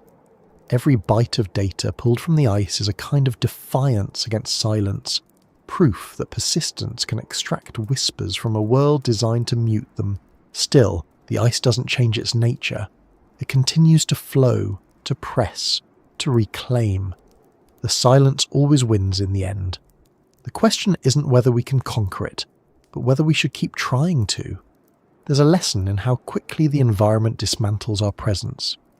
It reminds us that not all mysteries are meant to yield easily. Sometimes, resistance itself is part of what defines the mystery. The machines fail, but in doing so they teach us humility, the recognition that there are forces and scales of time beyond our control. The term Antarctic silence has even become a shorthand among engineers for describing impossible environments elsewhere. Space agencies study it when designing equipment for icy moons or Mars, because the conditions, cold, dryness, pressure, isolation, are similar. What fails in Antarctica would fail on Europa. The continent is our testing ground for survival beyond Earth. Every sensor that dies there contributes to future exploration elsewhere. In that sense, the silence that eats machines at the South Pole might one day help us listen more carefully in places even colder, even more distant. But for now, here on Earth, the lesson remains immediate. The ice isn't an enemy, it's a reminder of scale. It forces us to build better, think slower, and accept limits. When the generators fall silent and the wind settles, what's left isn't defeat but perspective. The continent existed long before our machines, and it will exist long after. The silence that eats machines is the same silence that preserves the past, that keeps ancient water flowing in darkness, that protects the fragile balance beneath. Above ground, the surface stations flicker with artificial light against the vast white. Below, the cold continues its quiet work. The ice shifts slightly, swallowing another fragment of steel, another cable, another piece of human ambition. The machines are temporary, but the silence remains, patient and absolute. It is both barrier and guardian, both destroyer and preserver. And within that quiet endurance lies the next part of this journey, what survives in spite of it. Because even under the crushing weight and consuming stillness, there are things that persist, things that adapt, things that live. What comes next isn't about what we build, but what endures without us, in the hidden places where the silence itself becomes the environment. Beneath the frozen world, where sunlight has never existed and pressure rules every inch, the water that moves under Antarctica's glaciers carries more than cold and weight. It carries secrets. This liquid darkness, trapped between ice and rock, is not just a geological curiosity. It's a living record of everything the Earth has hidden away for millions of years. The water flows unseen, slow and ancient, forming lakes, channels, and thin films that shift quietly as the glaciers above them move. It's easy to think of that world as dead, sterile, too cold for anything to persist. But inside those shadows, something continues. Chemical reactions, microbial life, slow transformations of rock and water that happen at a pace beyond our perception. What lies beneath the ice doesn't simply exist, it endures. The first time scientists drew water from beneath the ice, they were prepared for disappointment. It seemed impossible that anything could survive there. No light means no photosynthesis, no energy from the sun, no source for complex ecosystems. The pressure and isolation would destroy most known forms of life, yet the samples told a different story. Under the microscopes back at their temporary laboratories, researchers saw movement. Not much, no darting fish or waving plants, but tiny, deliberate motion. Microbes. Alive, slow, almost unrecognizable. but unmistakably alive. In that moment, the entire definition of habitability shifted. Life didn't need sunlight. It didn't need warmth. It needed chemistry, patience, and the ability to adapt. These organisms, found in places like Lake Whillans and the sediments beneath the Taylor Glacier, survive by feeding on minerals and gases released from the bedrock. Iron, sulfur, nitrogen. Simple elements turned into the currency of survival. Some bacteria oxidize iron the way surface organisms burn sugar. Others reduce sulfate, converting it into energy through chemical processes that resemble the metabolism of early Earth. It's not a thriving paradise of biodiversity. It's a minimalistic, stripped-down world, efficient to the extreme. But it works. These microbes form self-contained communities, recycling every bit of resource they have, living in a chemical loop that has gone uninterrupted for millennia. What makes this remarkable isn't just that life exists there, but that it does so in total isolation. The water under Antarctica has been sealed from the surface for hundreds of thousands, sometimes millions of years. Whatever life exists within it has evolved separately, adapting to an environment of constant darkness and high pressure. These ecosystems might represent the closest living relatives to early microbial life on Earth, the kind that thrived before the planet had oxygen, before it had sunlight in the way we understand it. To study them is to peer backward into our own biological history. Every sample, every microbe, every trace of DNA recovered from those subglacial environments tells us something about the resilience of life itself. The search for these secrets is delicate work. Scientists can't simply drill down, scoop water, and bring it to the surface. The risk of contamination is too great. One bacterial cell from human skin could outcompete an entire native ecosystem. That's why the methods used are as careful as surgery. The drilling equipment must be sterilized with ultraviolet light and hydrogen peroxide. The water used for melting must be filtered, heated, and refiltered before it touches the borehole. Even then, the teams work in full sterile suits, mindful that a single mistake could undo decades of effort. The samples are sealed immediately, preserved at the temperature of their origin, and handled with gloves that never touch the air. Once the samples reach laboratories, the analysis begins with restraint. Scientists look for signatures first, chemical evidence of metabolism, traces of isotopic shifts that suggest biological activity. Only then do they attempt to culture the microbes, often failing because the organisms refuse to grow outside their native pressure and chemistry. The success stories are rare but profound. Each living cell recovered from beneath the ice represents an independent solution to survival. Different lakes and channels host different microbial communities shaped by the unique chemistry of their environments. Some rely on methane, others on ammonia, others on the slow dissolution of rock. Collectively, they form a mosaic of life that thrives without the conditions we once thought essential. The idea that such ecosystems exist has changed how scientists think about life elsewhere in the universe. When the Galileo spacecraft detected evidence of a subsurface ocean on Jupiter's moon Europa, researchers immediately thought of Antarctica. If microbes can survive under kilometers of ice here, shielded from the sun, then perhaps something similar exists there. The same applies to Saturn's moon Enceladus, which ejects plumes of water vapor from its frozen crust. The parallels are too strong to ignore. Antarctica has become a stand-in for alien oceans, a natural laboratory where the boundaries of biology are tested in real time. But the secrets beneath the glaciers aren't only biological. The water itself carries chemical stories written in its solutes and sediments. When meltwater flows over bedrock, it dissolves minerals, picking up elements that reveal the nature of the terrain below. By studying these traces, scientists can infer what kind of rock lies beneath, how it weathers under pressure, and how geothermal heat affects it. These clues are crucial because direct observation is nearly impossible. The chemistry of subglacial water serves as a proxy for geology, giving us a glimpse into the hidden structure of the continent. Some of those chemical signals hint at deep sources of heat, geothermal vents that might rise from fractures in the crust, releasing minerals into the lakes above. This heat doesn't melt the ice completely, but it maintains a stable liquid environment. It's another reason life might persist. The combination of geothermal warmth and chemical nutrients creates a rare pocket of stability in an otherwise frozen world. Every sample of subglacial water is a small piece of evidence that the earth beneath the ice is still active, still breathing heat into the cold.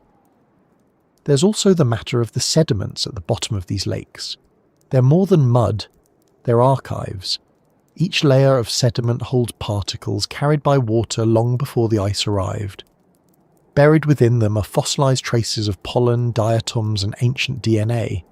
These are remnants of Antarctica's warmer past, when the continent was part of Gondwana, covered in vegetation and flowing rivers. To drill into those sediments is to read the continent's biography, one that stretches from lush forests to frozen silence. The problem is that reaching them without contamination is almost as difficult as reaching the lakes themselves. Every sample is a compromise between curiosity and caution. Even without touching those sediments directly, researchers have learned a great deal from indirect evidence. Radar imaging shows how subglacial water pools and flows, carving invisible paths through the rock. Some channels are hundreds of kilometers long, connecting distant lakes and systems that rise and fall over decades. These movements can be detected from space as subtle shifts in the surface elevation of the ice. When one lake drains, the ice above it sags slightly. When another fills, it rises. The pattern is like breathing, slow, regular, and vital. It's another reminder that beneath the stillness of Antarctica, the planet is always in motion. One of the most intriguing discoveries came from studies of Lake Whillans, where microbial activity was measured even in sediments that had been isolated for more than 100,000 years. The DNA found there included genes for nitrogen and sulfur metabolism, clear evidence that the microbes were not just surviving but cycling nutrients actively. That means the ecosystem below isn't static, it's dynamic, self-sustaining. It might even evolve in response to slow changes in temperature, pressure, or chemistry. In that sense, Antarctica's subglacial world is a parallel biosphere, operating independently from the one above. It doesn't rely on the sun, on seasons, or on oxygen from the atmosphere. It runs on its own rules. The implications of this are immense. If life can persist there, in total isolation, then it raises questions about the resilience of life elsewhere on Earth. How many other hidden ecosystems exist in extreme environments, deep underground, within rocks, beneath oceans, thriving unnoticed? The more we look, the more we find that life isn't rare at all. It's adaptable. It seems to fill every available niche, no matter how inhospitable. The Antarctic subglacial world is perhaps the purest example of that adaptability. It's a demonstration of how life refuses to end, even when the environment appears terminal. Of course, there's a tension in this discovery.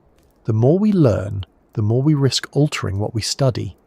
Each probe, each drill, each human attempt to touch that hidden water introduces variables. Even with the best sterilization, the act of drilling changes pressure and temperature, potentially disturbing ecosystems that have existed in balance for eons.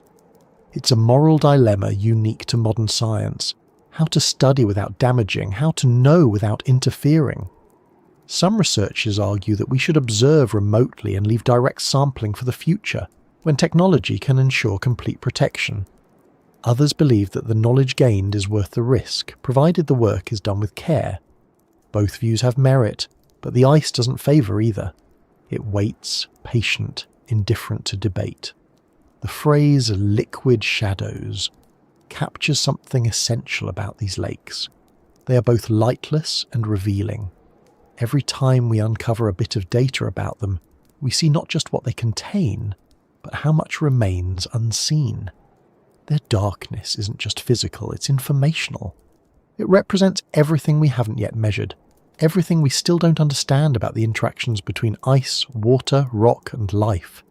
In that sense, the darkness isn't absence, it's potential.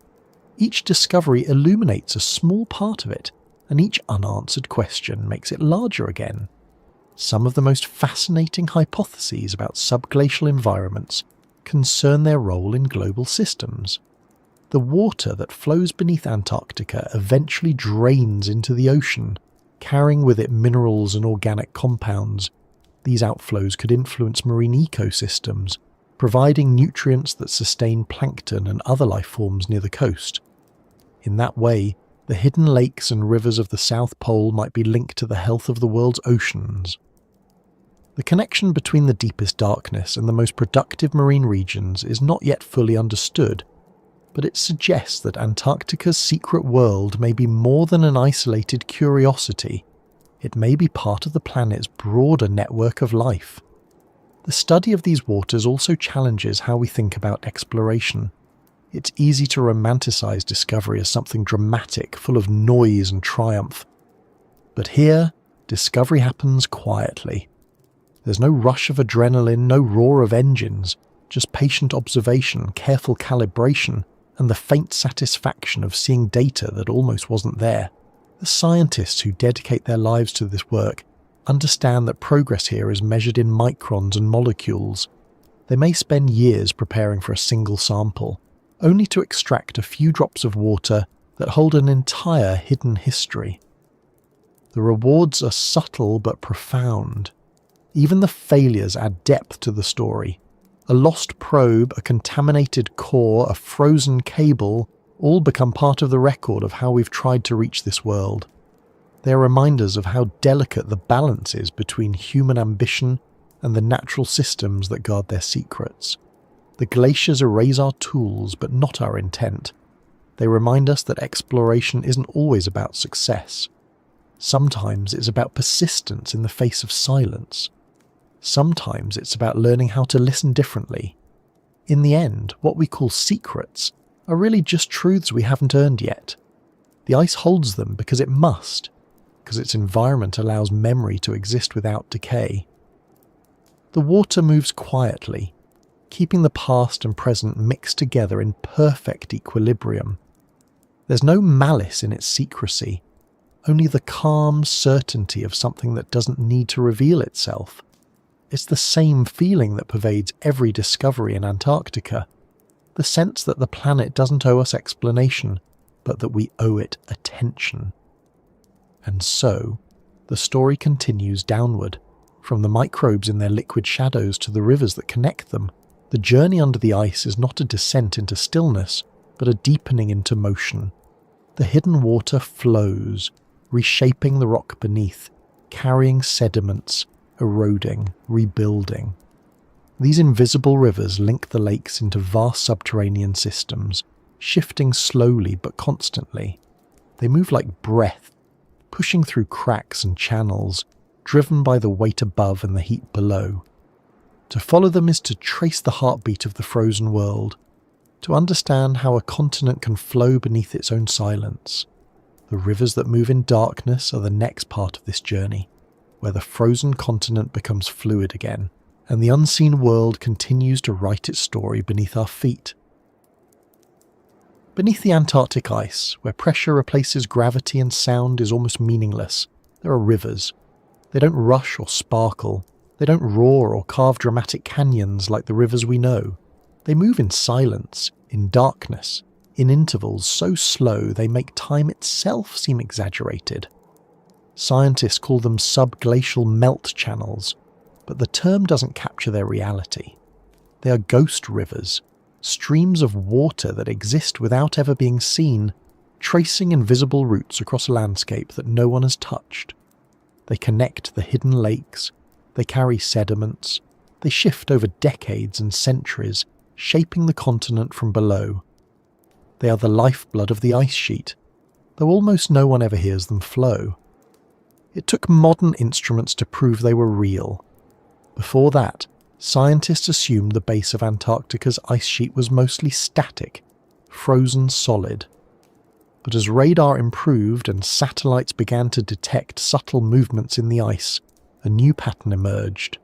Surface elevations rose and fell by meters, sometimes over just a few years, far too fast to be caused by accumulation or melting at the top. Something was moving below. When researchers compared these changes to radar maps, they found that lakes beneath the ice were filling and draining in cycles. That could only mean one thing: there were channels connecting them, and water was flowing between them under the pressure of the glacier itself. The discovery changed how scientists viewed Antarctica. It wasn't a frozen block, but a dynamic system, pulsing with motion. The ghost rivers beneath the glaciers were not relics. They were active, circulating water through the subglacial network, carrying heat and sediment, redistributing pressure. These rivers are unlike any others on Earth. They flow uphill as often as downhill, driven not by gravity alone but by pressure gradients in the overlying ice. In places where the glacier is thick, the pressure at the base can be so high that it forces water toward thinner areas against the slope of the bedrock. That means the rivers move according to invisible maps, shaped by forces we can't see directly. The scale of these systems is staggering. One study revealed that a single subglacial drainage basin beneath East Antarctica covered an area larger than the entire United Kingdom. Within it, dozens of lakes and channels connect in a complex web, filling and draining over timescales that range from months to millennia. The water that flows through them eventually emerges at the coast, either seeping into the ocean beneath the ice shelves or erupting through fissures that carve massive chunks of ice into the sea. In that way, the ghost rivers serve as the hidden engine of Antarctica's interaction with the global ocean. They regulate how heat and nutrients move between land and sea, how ice shelves gain or lose stability, and how the entire continent breathes through its frozen skin. But these rivers don't just move water, they move time. The sediments they carry are the remnants of ancient landscapes buried long before the ice arrived. Grains of crushed rock, fragments of fossilized life, traces of minerals, all are transported slowly through the subglacial system. When scientists sample meltwater emerging from beneath glaciers, they find chemical signatures that reveal the type of rock being eroded below. Those minerals tell stories of continents that existed when Antarctica was part of the supercontinent Gondwana.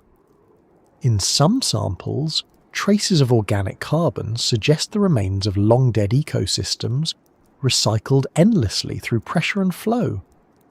The ghost rivers are geochemical archives, carrying whispers of a world that vanished 30 million years ago. The movement of these rivers is subtle but powerful. They can reshape the base of the glacier by melting and refreezing ice along their paths. When meltwater flows through a tunnel at the base, it absorbs heat from friction and pressure. As that heat dissipates, the water can refreeze further downstream, depositing ice in layers that build new ridges and hills.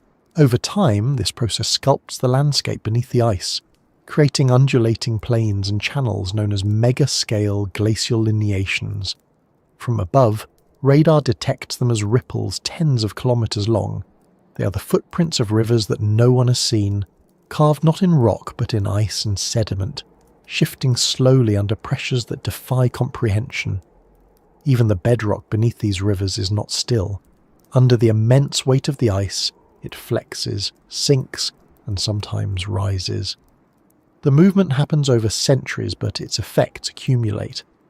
As glaciers advance and retreat, they scrape the ground clean, expose new layers of rock, and redistribute sediments across the continent. When the ice retreats, the land begins to rebound, a process that continues long after the glaciers have moved on. In this way, Antarctica's ghost rivers don't just shape the present, they record cycles of destruction and renewal that stretch back millions of years. Each flow, each freeze, each slow shift adds another layer to the continent's long conversation with gravity and time. Because we can't see them directly, scientists use radar, gravity, and seismic waves to trace these rivers. Each technique provides a different kind of evidence. Radar bounces signals through the ice, revealing smooth surfaces where water collects. Gravity mapping detects slight changes in mass, indicating liquid movement. Seismic surveys listen for echoes that behave differently in wet and dry conditions. Combined, these tools create an indirect portrait of motion in darkness. But the image is always incomplete, always shifting. The rivers themselves are not constant. They migrate, branch, and disappear as pressure and temperature change. A river mapped one decade may no longer exist in the same form the next. The landscape below is alive in slow motion. That motion matters more than most people realize. The stability of the Antarctic ice sheet depends on what happens at its base. If the subglacial water flows efficiently, it can lubricate the ice, speeding its slide toward the sea. If it drains away or freezes, the ice sticks, slowing movement. These small differences, multiplied across a continent, determine how quickly Antarctica contributes to global sea level rise. Understanding the ghost rivers is not a matter of curiosity, it's a matter of predicting the planet's future. The balance between frozen and flowing, between sticking and sliding, holds the key to how much the oceans will rise in the coming centuries. The difficulty is that we can't easily predict how those rivers behave under changing climate conditions. The heat that drives melting at the base comes from multiple sources: pressure, friction, and geothermal flux from the Earth's crust. As surface temperatures rise, more meltwater may reach the base through crevasses, altering the pressure balance. But the system's response is non-linear. In some regions, added water might increase lubrication, accelerating ice flow. In others, it might refreeze, locking the glacier more tightly to the bed. The ghost rivers respond not just to heat, but to geometry, chemistry, and time. Modelling them requires supercomputers, and even then the results carry uncertainty. There's also the mystery of how these rivers sustain themselves. They're not constantly replenished by surface melt, especially in the cold interior where snow never melts. Instead, they depend on internal heat and pressure. The ice at the base melts slightly under pressure, and that meltwater flows toward lower pressure zones, creating channels that maintain equilibrium. The process is self-organizing, driven by feedback between melting and flow. Where water moves, it erodes ice, enlarging its path. Where it slows, it refreezes, sealing itself off. The result is a network that maintains itself without external input, a system of persistence born entirely from physics. It's a natural mechanism that keeps the glacier alive from within, much like a circulatory system keeps a body alive in sleep. Some of these rivers connect to the ocean beneath the ice shelves, carrying meltwater that influences how seawater circulates under the floating ice. When warm ocean currents reach those points, they melt the ice from below, creating cavities and accelerating collapse. The interaction between subglacial rivers and the sea is one of the most important but least understood aspects of Antarctic dynamics.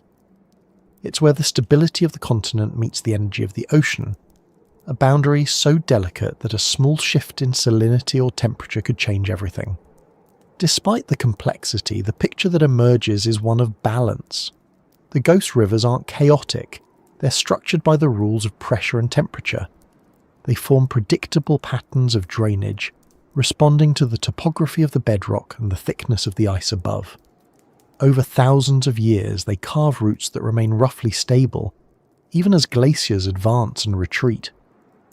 In that stability lies continuity. The rivers beneath today's ice may trace paths once followed by rivers that flowed freely on the surface, back when Antarctica was temperate. The difference is that now they move unseen, carrying not water from rain but melt from ice, recycling the same molecules endlessly through darkness. If you could travel with one of these rivers, following its path from lake to ocean, the journey would defy expectation. It would begin in stillness, at the base of an ice sheet where the temperature hovers just below freezing. The water would be viscous, dense, carrying microscopic sediments that grind against the bedrock. You would pass through narrow channels only centimeters wide, then widen suddenly into broad, slow-moving tunnels tall enough to swallow buildings. The walls of ice would glow faintly from the pressure of their own existence, translucent but never transparent. The current would be sluggish, measured in millimeters per second, yet unstoppable. You would pass regions of absolute darkness, then areas where minerals spark faint reflections under artificial light. You would see the floor shift, rock and sediment sliding underfoot as the glacier creeps above, reshaping everything in its path. There would be no sound except the distant groaning of ice, the slow grinding of Earth's patience, and eventually you would reach the ocean not in a burst of light, but in a seamless blending of fresh and salt, ice and water, time and motion. This journey, though imagined, mirrors what happens continuously beneath Antarctica. The rivers flow, the floors shift, and the boundaries blur. It's not a static world, but a living one, responding constantly to forces we barely measure. When scientists describe it, they speak with caution. They know how much of what they say is inference. Every model they build, every equation they test, depends on assumptions about conditions that can't be verified directly. Yet the coherence of the evidence suggests something profound. The ghost rivers beneath the ice are as fundamental to Antarctica's existence as its glaciers themselves. Without them, the ice would lock in place, losing its motion. With them, the continent breathes. The notion of a shifting floor adds another layer to this mystery. Under the glaciers, the ground itself is unstable. Some areas rest on sediment that behaves like soft clay, deforming easily under pressure. Others are anchored to bedrock that resists movement. As water flows through, it changes the balance of friction and weight, causing the ice above to slip or grip in different ways. These micro-movements can trigger large-scale consequences, such as sudden surges or collapses in glacier flow. In effect, the base of Antarctica is a moving puzzle, where every piece affects the next.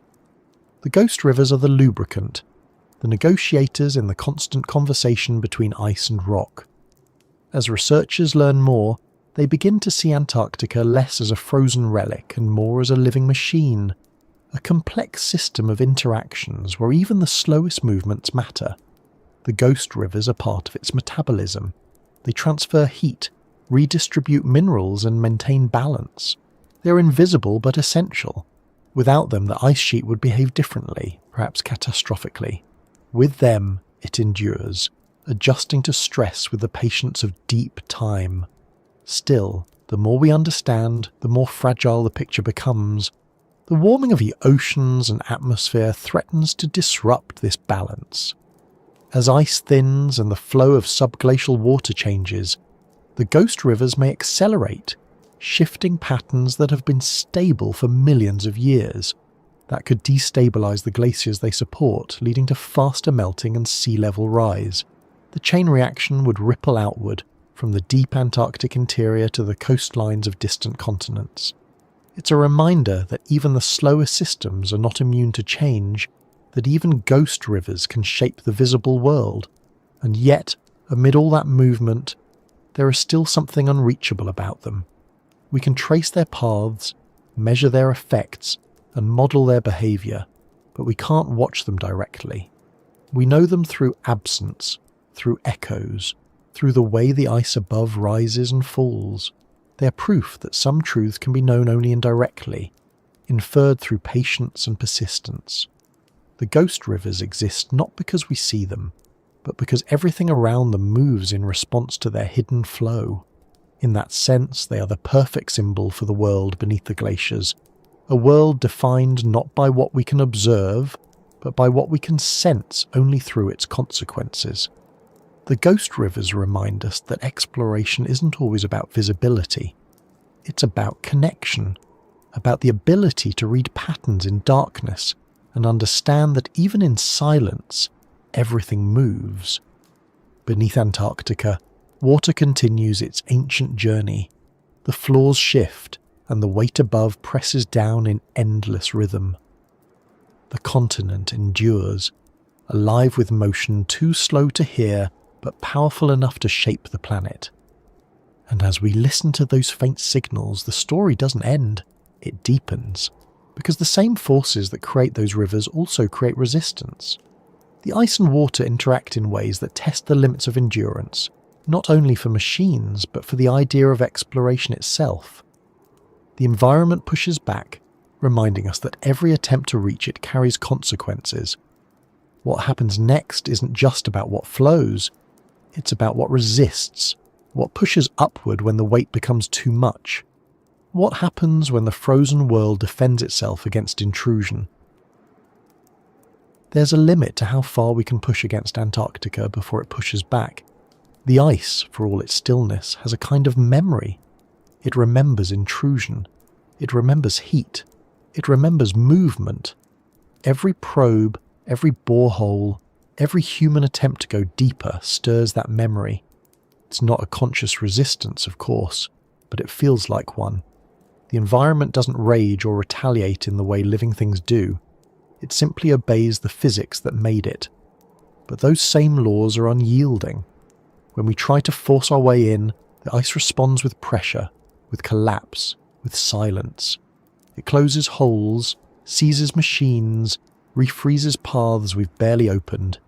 It's not malice, it's equilibrium. The ice fights back because it has to. One of the first lessons scientists learn when working in the Antarctic interior is that everything here seeks its own balance. The temperature difference between the surface and the base, the pressure gradient across the ice sheet, the constant gravitational pull downward, all of it is held in a fragile harmony. Drilling into that system, even with the best technology, disturbs it. The warmth from machinery melts the surrounding ice, creating a thin layer of water that can refreeze almost instantly. Cables freeze in place, boreholes collapse under their own walls, instruments are crushed, sensors fail, data stops. What's most humbling is that this happens without drama. There's no explosion, no sudden break, just the quiet inevitability of ice reclaiming itself. The process is mechanical, not emotional, yet it's difficult not to feel a kind of personality in the way the ice resists. It behaves like something that knows its own boundaries. The moment a hole is drilled, it begins to close. The moment heat enters, it spreads, then dissipates, and the cold wins again. It's a battle already decided before it begins. The only variable is how long the interruption lasts before the glacier resets to its preferred state, undisturbed, sealed, and silent. Temperature is the most obvious enemy, but it's not the only one. Pressure is more ruthless. At the base of the ice sheet, where kilometers of frozen weight press down, the pressure exceeds 400 atmospheres. Every instrument must survive those conditions without deforming, leaking, or collapsing. Even a slight miscalculation in structural design can mean failure. The ice doesn't tolerate weakness. When an instrument fails, it fails completely, crushed into unrecognizable fragments. The glacier absorbs what's left and continues to flow as though nothing happened. The destruction is absolute but quiet. The same principle applies to human activity on the surface. Stations built on the plateau are constantly shifting, sinking, or being buried by snow. The ice doesn't just sit still, it moves outward toward the coast. Every building, every antenna, every vehicle is caught in that flow. At the South Pole Station, for instance, the entire structure must be jacked up periodically to stay above the rising snowdrifts. Old campsites disappear, swallowed by accumulation. What was a level floor one year becomes tilted the next. In time, everything man-made becomes temporary. Even the most carefully engineered structures are reminders that permanence here is an illusion. The ice claims everything eventually. The deeper scientists try to go, the more unpredictable the ice becomes. Layers within the glacier behave differently depending on temperature, crystal size, and impurity content. Some sections deform easily, others resist. These differences create stresses that accumulate invisibly until something gives way. Cracks form, shifting deep within the glacier, altering pressure distribution. When that happens, an entire drilling path can warp or close unexpectedly. Instruments that work perfectly one day stop the next. It's not failure in the conventional sense, it's adaptation. The glacier changes shape to maintain its internal balance, and our efforts to penetrate it simply get caught in that slow rearrangement. The ice also carries its own internal weather. Static charges build up as crystals rub against each other under immense pressure. Sudden releases can interfere with electronic signals or fry delicate sensors.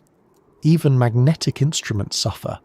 Compass readings become unreliable. Communication lines generate noise that seems to come from nowhere. The glacier hums, clicks, and crackles in frequencies too low for human hearing.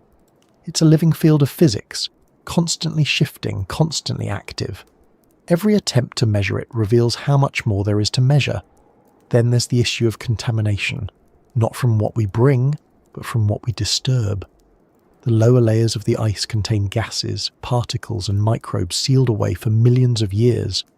When we drill, those materials can be released, mixing ancient and modern environments in unpredictable ways. A borehole isn't just a tunnel. It's a time portal connecting two eras that were never meant to meet. The water that rises from below may carry chemical compositions from the past, reacting with air and instruments in ways we can't fully predict. In some projects, unexpected bursts of gas or changes in pressure have forced researchers to abandon operations. The ice doesn't explode like a volcano, but it resists violation by altering its own chemistry. The lesson, repeated across decades of exploration, is simple. The glacier always wins. Every machine we lower, every sensor we place, is temporary. Some instruments last a few months. Others fail within hours. A few endure for years, quietly transmitting data until the batteries fade or the cables shear under strain.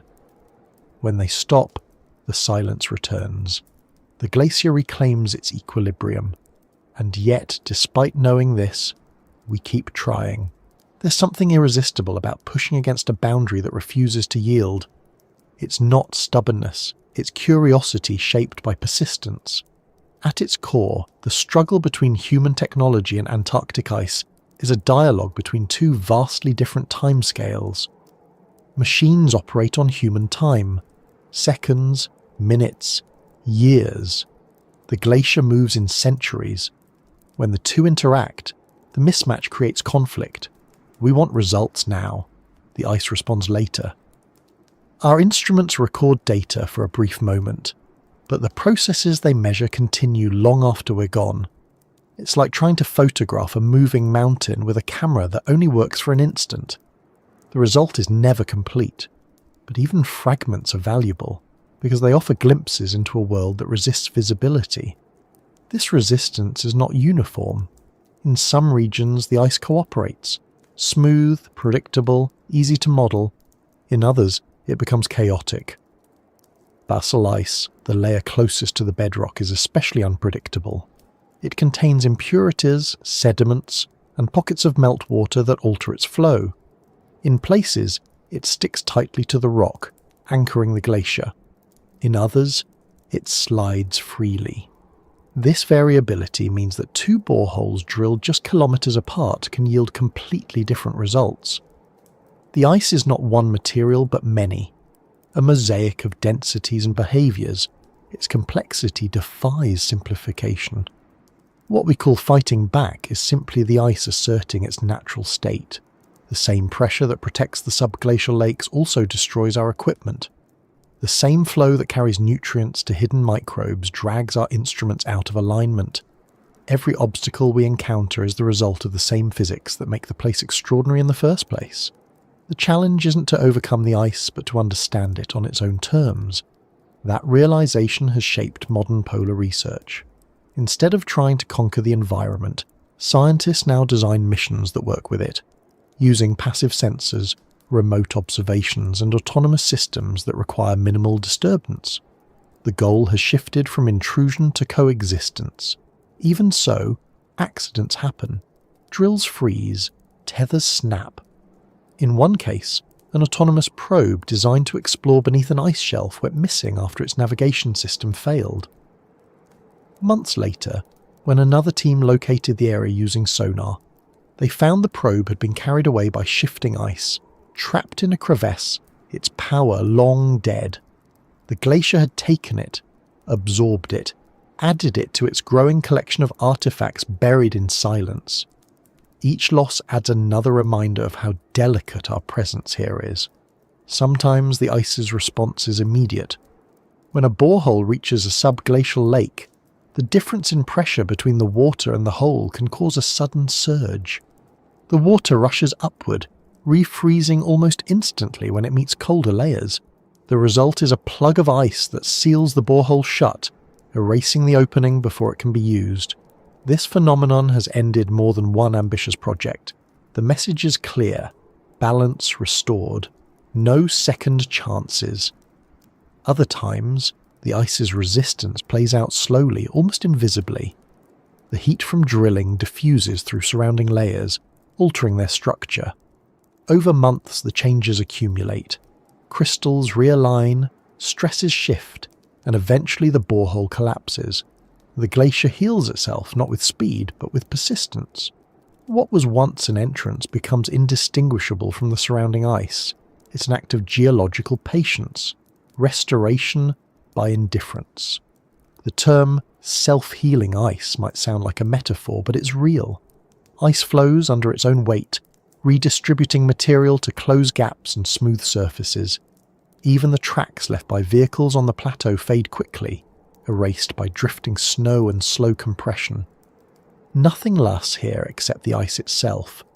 In that sense, the continent operates like a living archive with a perfect filing system. It absorbs disruptions, reorganizes them, and continues unchanged. The memory of intrusion exists only in the minds of those who made it. Yet despite its resilience, the ice is not invincible. It fights back, yes, but its strength depends on temperature and pressure. As global warming accelerates, that equilibrium is shifting. The same glaciers that once resisted every intrusion are now retreating faster than anyone predicted. The weight that once sealed the subglacial world is easing in places, allowing meltwater to escape more freely. The fight has turned inward. The ice is no longer pushing against us. It's struggling to maintain itself against the heat of a changing planet. The resistance that once protected its secrets may eventually fail, not because of human persistence in drilling, but because of the atmosphere we've altered. That irony isn't lost on the scientists who study it. They know that the race to understand what lies beneath is also a race against time. As the glaciers thin and the ghost rivers accelerate, the delicate balance of the subglacial world may change forever. Lakes that have been sealed for millions of years could drain.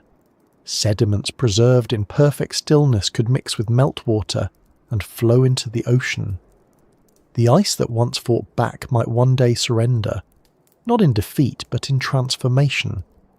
The system that resisted exploration might open itself simply because it can't help it anymore. For now, though, the fight continues. Every expedition is a negotiation between persistence and respect. Scientists design lighter, cleaner, more adaptable tools. They use radar and satellite data instead of drills when they can. They learn to interpret signals instead of demanding direct access. The ice remains the final authority, setting the terms of engagement. It doesn't yield easily, and when it does, it demands care. The phrase, "when the ice fights back," captures more than the physical challenge. It also describes the psychological one. Working in such an environment changes people. The sense of isolation, the constant awareness of danger, the understanding that everything around you is stronger and older than anything you can build, it reshapes how you think about exploration. Many who return from Antarctica describe feeling humbled, even changed. They speak not of conquest, but of collaboration, as if the continent had taught them something about patience, scale, and restraint. The ice doesn't speak, but it communicates through limits, and those limits leave an impression deeper than any success. In the end, the resistance of Antarctica isn't just a technical obstacle, it's a reminder of boundaries. It tells us that discovery is not always about reaching farther, but about listening better. The ice pushes back because we push too hard, too fast, with tools built for worlds that don't forgive mistakes. When the ice reclaims our machines, it's not punishment. It's preservation. It keeps its own order intact, waiting for a future where exploration might mean understanding rather than intrusion. And so, as we step back from the pressure and the fractures, we begin to listen again. The ice that crushes our instruments still sends signals. It hums with seismic tremors. It whispers in radar echoes. It speaks in gravity and vibration. The fight gives way to conversation, a quieter, more enduring exchange. The resistance becomes delta. The collapse becomes insight. We stop forcing, start listening, and through that listening the continent reveals its next secret, not through access but through echo. The ice's defiance turns into information, and in that soundless communication lies the continuation of the story. After a while, silence itself begins to sound like something. Not music, not noise, but presence. The kind of sound that only exists when everything else has stopped. In Antarctica, that presence becomes a companion. You start to notice it between each gust of wind, in the way the air presses against your ears, in the faint hum that seems to come from nowhere and everywhere at once. For scientists who spend months on the ice, that silence becomes an instrument. They learn to listen, not just for survival, but for knowledge. Because buried beneath that stillness, the ice is full of echoes. Every fracture, every vibration, every distant shift sends waves rippling through the frozen world. And if you know how to listen, the continent begins to speak. Seismic listening is one of the few ways to explore what can't be seen. The idea is simple. Send a pulse into the ice and record how it returns. The speed, the strength, the shape of the echo tell you what lies beneath. But the execution is anything but simple. The signals have to travel through kilometers of solid ice, each layer with its own density, its own impurities, its own way of bending and scattering sound. By the time the waves return, they've been transformed, delayed, stretched. Turning them into information requires careful interpretation, a kind of conversation between the living and the inert. The first seismic experiments in Antarctica began decades ago, long before we had satellites to map the continent. Scientists used explosives buried in snow to send vibrations downward. The echoes that came back revealed a world no one had imagined. Mountain ranges buried under ice, deep basins filled with sediments, massive valleys where water once flowed. It was like hearing the voice of a hidden continent. Those early measurements were crude, noisy, but they showed that Antarctica was not a uniform sheet. It had structure, depth, and history. Each echo was a glimpse of a forgotten geography, a reminder that what looks static from above is anything but beneath. Modern instruments have made those echoes clearer.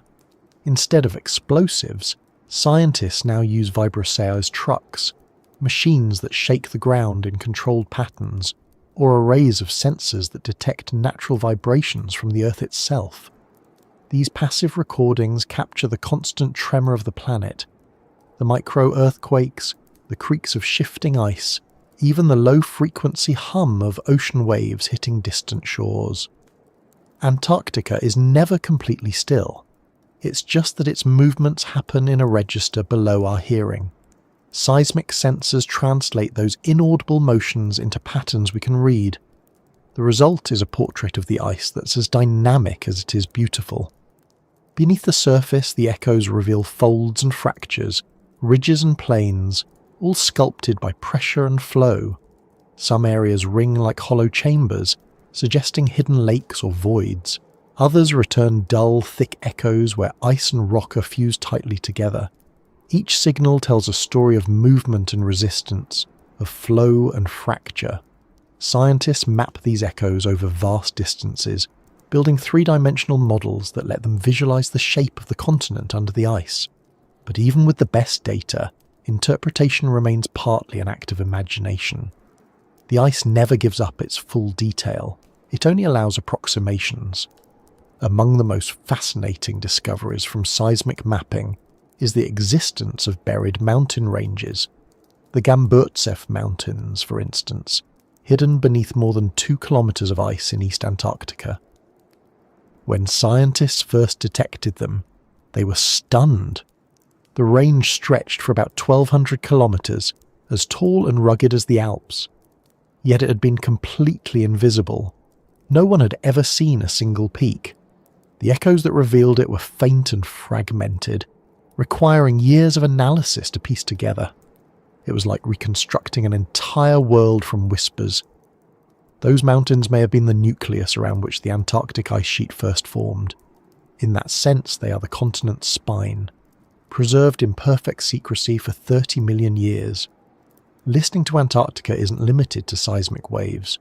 Radar echoes play a role too, bouncing high-frequency signals off internal layers of the ice. These reflections reveal patterns that correspond to snowfall history, deformation, and flow. Some of the layers are remarkably continuous, stretching across thousands of kilometers, preserved like pages in a transparent book.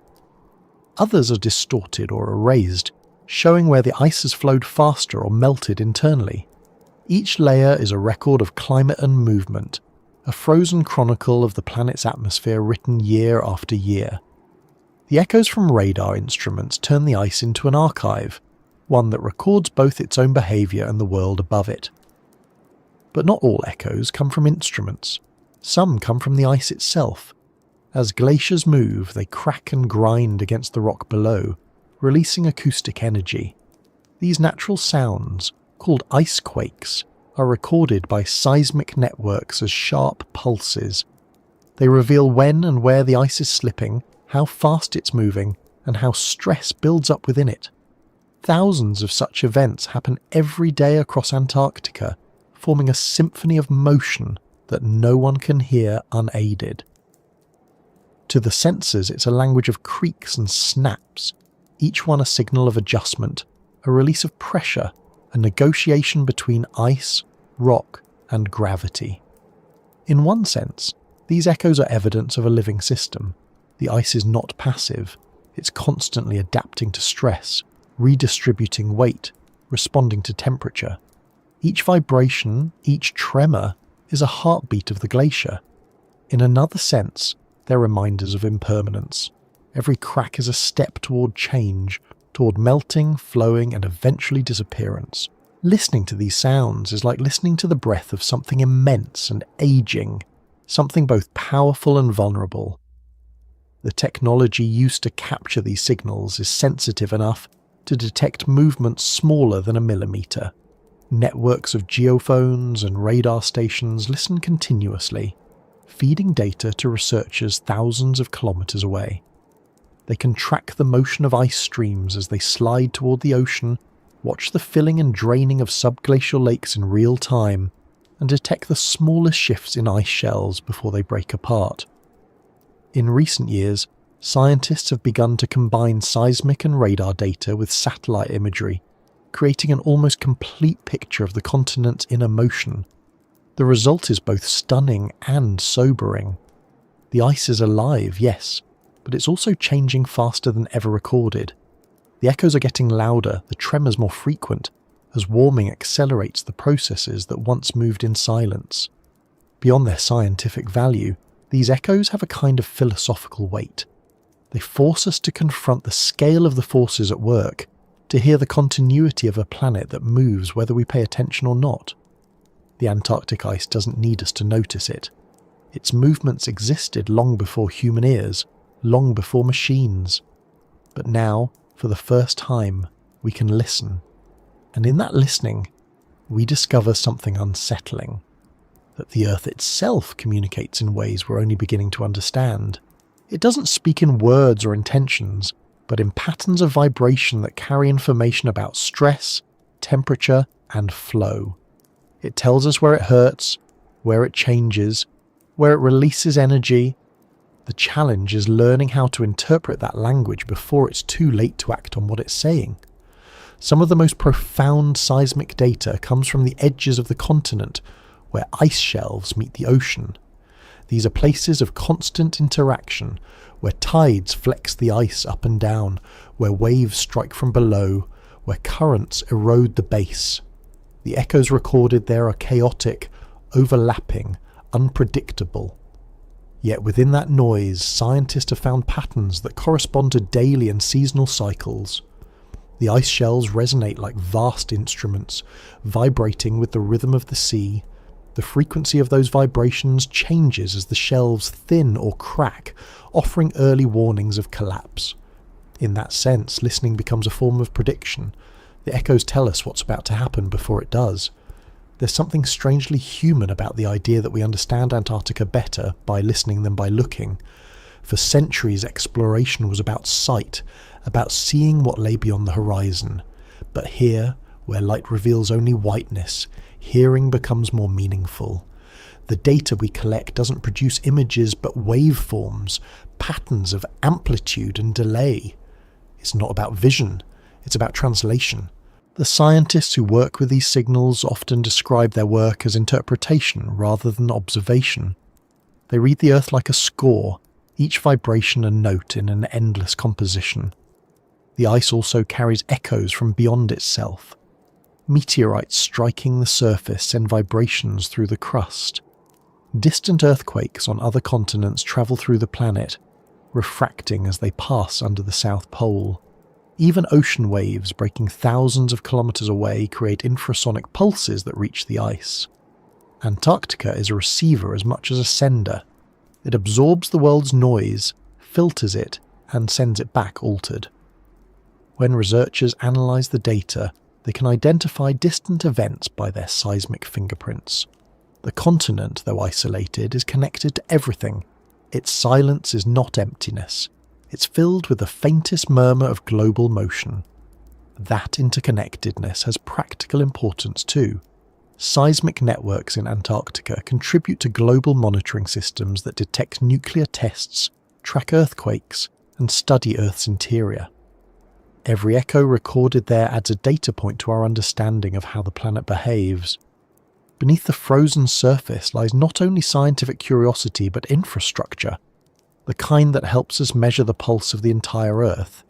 In that sense, the ice is both participant and witness. It experiences the planet's movements and preserves their memory in vibrations that travel for thousands of kilometers. What's fascinating is how these echoes change with time. Over decades of listening, scientists have noticed subtle shifts in the background noise of Antarctica. Some regions hum differently now, their frequencies altered by thinning ice or changing pressure. The tone of the continent is evolving, reflecting the stress of a warming climate. This isn't metaphorical, it's measurable. The spectral characteristics of the seismic background have changed, showing that the ice is less stable, more fractured, more restless. The planet is speaking through resonance, and the message is clear even if the translation is incomplete. To stand on the ice and imagine these sounds is to realize how much of the world operates below the threshold of human senses. The continent hums constantly, a low vibration that only instruments can detect.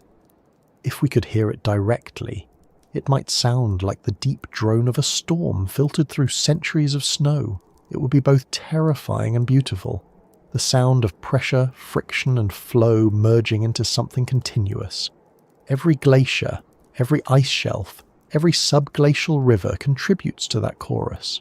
Together they create the soundscape of an entire frozen world, a kind of planetary heartbeat amplified by cold. When you think about it, the fact that we can hear these echoes at all is remarkable. It means that even in the most silent place on Earth, communication persists. The ice, in its resistance, in its stillness, continues to send messages upward. We listen, record, interpret, and try to make sense of them. Each signal teaches us something new about structure, motion, and fragility. And even when the data is incomplete, even when the echoes fade before they return, there's value in the attempt. Listening, in itself, is an act of respect. The work of decoding these signals goes on year after year, often by people who never see the places they study. The data streams from remote stations, transmitted by satellite, analysed by teams across the world. They watch the numbers shift, the patterns change, the noise grow louder or fainter. The results are compiled into models, shared, debated, refined. It's a slow process, but one that feels necessary, because beneath all the science lies a simple truth. The planet is talking, not in human terms, but in its own deep, ancient language of movement and resonance. The ice doesn't care if we understand it, but we might need to if we want to stay in rhythm with the world that sustains us. And as the sensors continue to record, as the ice keeps shifting, the echoes don't stop. They move through the white abyss, bouncing between layers, scattering across basins, carrying the signatures of change. Each one adds to the archive of the invisible, the library of sound within silence. And somewhere in that vast collection of vibrations lies the next story. Not about collapse or resistance, but about what remains after the noise fades.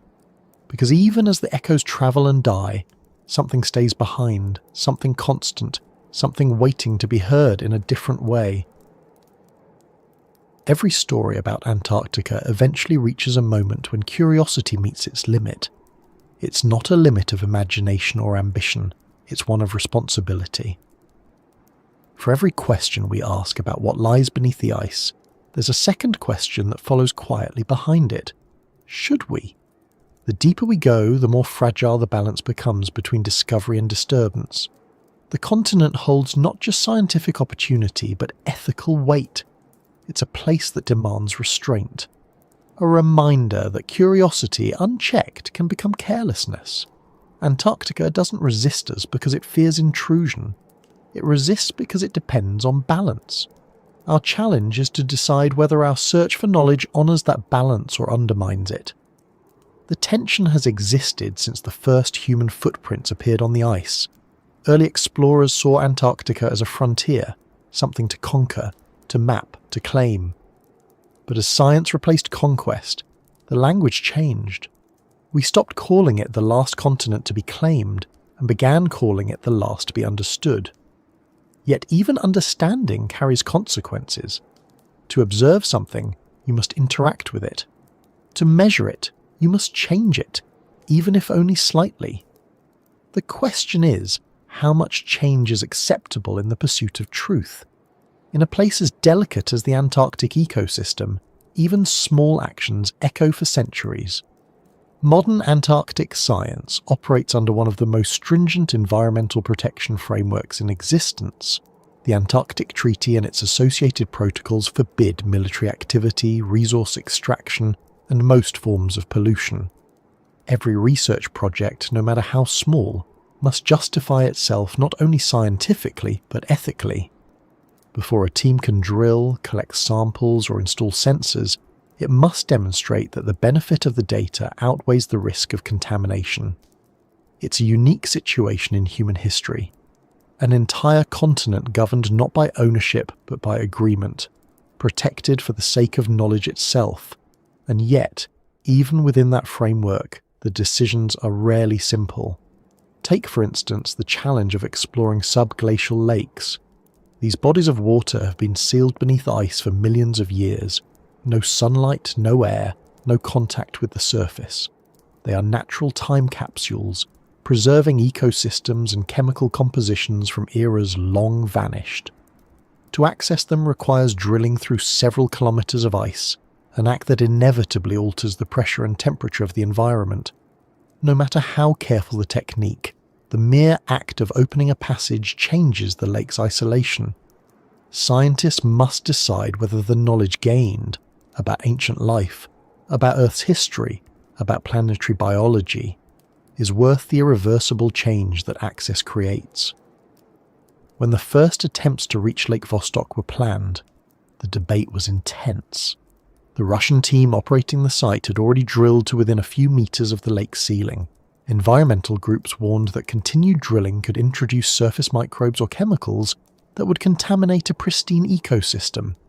The scientists argued that the data could redefine our understanding of life on Earth. Both sides were right. The lake was eventually breached, and the results were extraordinary. Microbial DNA unlike anything seen before. Traces of life that suggested entire ecosystems thriving in the dark. But whether those organisms were truly native or introduced during drilling remains uncertain. The line between discovery and contamination blurred, and the question of how to proceed became even harder to answer. Other teams, learning from that controversy, developed cleaner, more controlled approaches. Hot water drilling systems that sterilize the meltwater, pressure balancing methods that minimize environmental disturbance, and protocols for immediate sealing of boreholes after use. Yet even with these precautions, absolute sterility is impossible. The Antarctic ice is too reactive, too sensitive to disturbance. Every thermal pulse, every vibration, every chemical trace leaves a mark. It is not a question of if, but of how much. That realization forces scientists to view exploration not as extraction, but as conversation. Each act of curiosity must be matched with an equal measure of caution. The ethical dilemma extends beyond biology. The ice itself, as a climate archive, holds data we desperately need. Each core extracted from the ice sheet tells a story of past atmospheres, tiny bubbles of ancient air preserved in crystal. By studying them, we learn how carbon dioxide levels changed through time, how temperature fluctuated, how volcanic eruptions shaped weather centuries ago. That information helps us predict the planet's future. Yet even here, the act of drilling carries impact. The core holes fill with fluid to prevent collapse, and that fluid must be carefully managed to avoid contamination. The drilling sites leave marks that persist for decades. Compared to industrial activity elsewhere, it's minimal. But on a continent defined by purity, even a footprint feels heavy. Curiosity drives all of it. It's the instinct that built science in the first place, the desire to understand how things work, to explain what lies beyond sight. Without it, there would be no discovery, no progress, no comprehension of the forces that shape our world. But curiosity alone is not enough. It needs boundaries, not to suppress it, but to refine it. Caution transforms curiosity from impulse into insight. Without caution, exploration becomes extraction. Without curiosity, caution becomes paralysis. The fragile line between them is where responsible science lives. For the people who work there, this balance is personal. Scientists in Antarctica are not thrill seekers or adventurers. They are custodians of the unknown. They wake up knowing that their actions may leave marks invisible now but significant later. They handle ice cores with gloved hands, sterilize every tool, monitor every emission. The rules aren't bureaucratic, they're moral. When they lower a sensor into a borehole or sample air trapped for 1 million years, they're aware that they are the first and possibly the last humans to touch that piece of time. That awareness carries both awe and responsibility. Even communication about discoveries must tread carefully. The public wants excitement, revelation, bold headlines about new life beneath the ice. But scientists know how fragile those claims can be. Contamination, misinterpretation, incomplete data. Any of these can undo years of careful work. So they speak with restraint, even when the results are extraordinary. The language of Antarctic research is often understated, deliberately cautious. Behind every press release lies a quieter truth. Discovery here is fragile, conditional, temporary. The more we know, the more we recognize how much we might never be able to touch without changing forever. This careful approach extends to planning as well. Before any mission begins, environmental assessments are conducted to predict potential impacts. How will drilling affect local ice flow? Could fuel or heat alter subglacial chemistry? What are the chances of introducing contaminants? Teams simulate these scenarios in controlled environments before committing to real operations. It's not about perfection, it's about accountability. Each decision acknowledges the possibility of harm and attempts to minimize it. That awareness, built into the culture of Antarctic science, is what keeps the balance intact. And yet, there are moments when the balance wavers. Funding pressures, competition, and national pride can nudge decisions toward risk. The allure of being first to reach a lake, first to find new life, first to map a hidden valley, can overshadow caution. The ice doesn't care about firsts, but humans do. The challenge is keeping that ambition aligned with responsibility. The Antarctic Treaty has helped, enforcing cooperation over competition. Data is shared, research is open, and discoveries belong to everyone.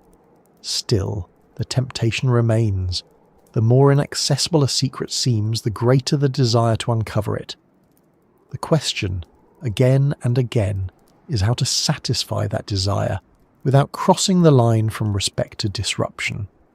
There's also a deeper philosophical side to this tension. When we say we want to know what's beneath the ice, what do we actually mean? Is knowing the same as touching, as sampling, as seeing directly? Or can knowledge come from inference, from listening to echoes, from interpreting patterns, from understanding without intrusion?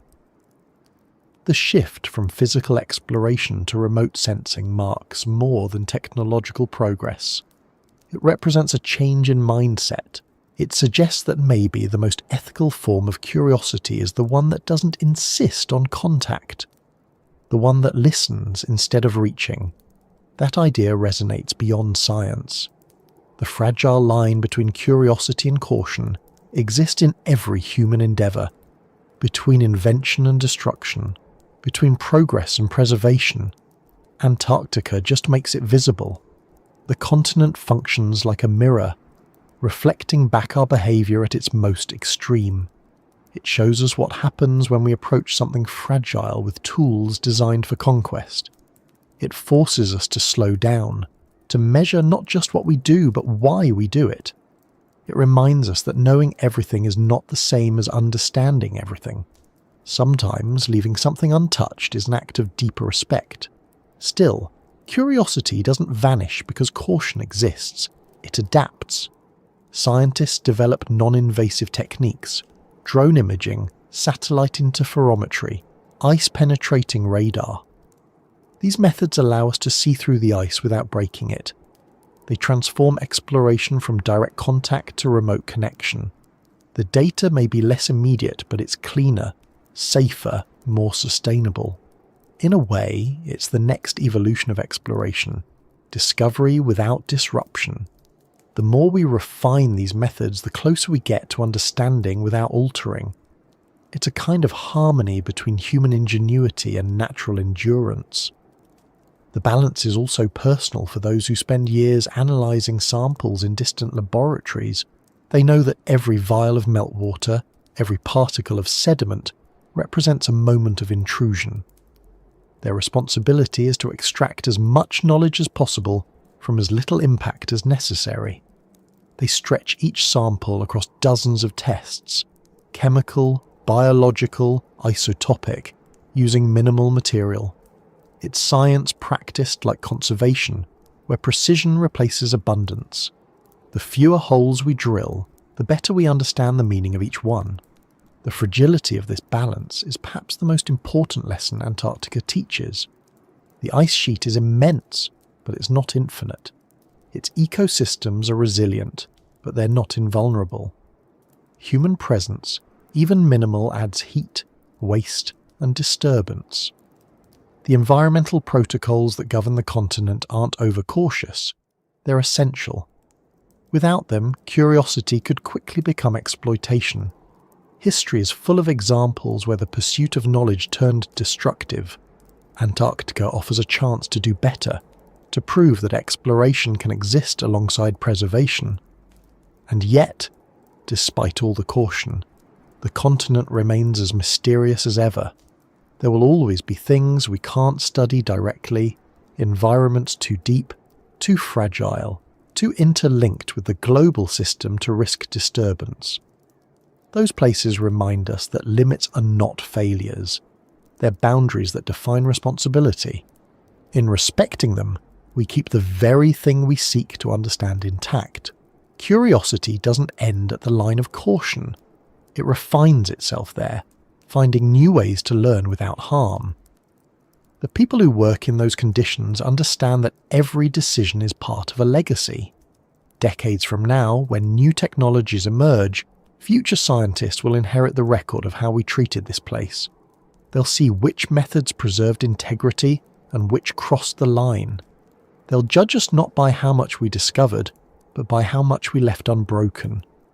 That thought guides many of the choices made today.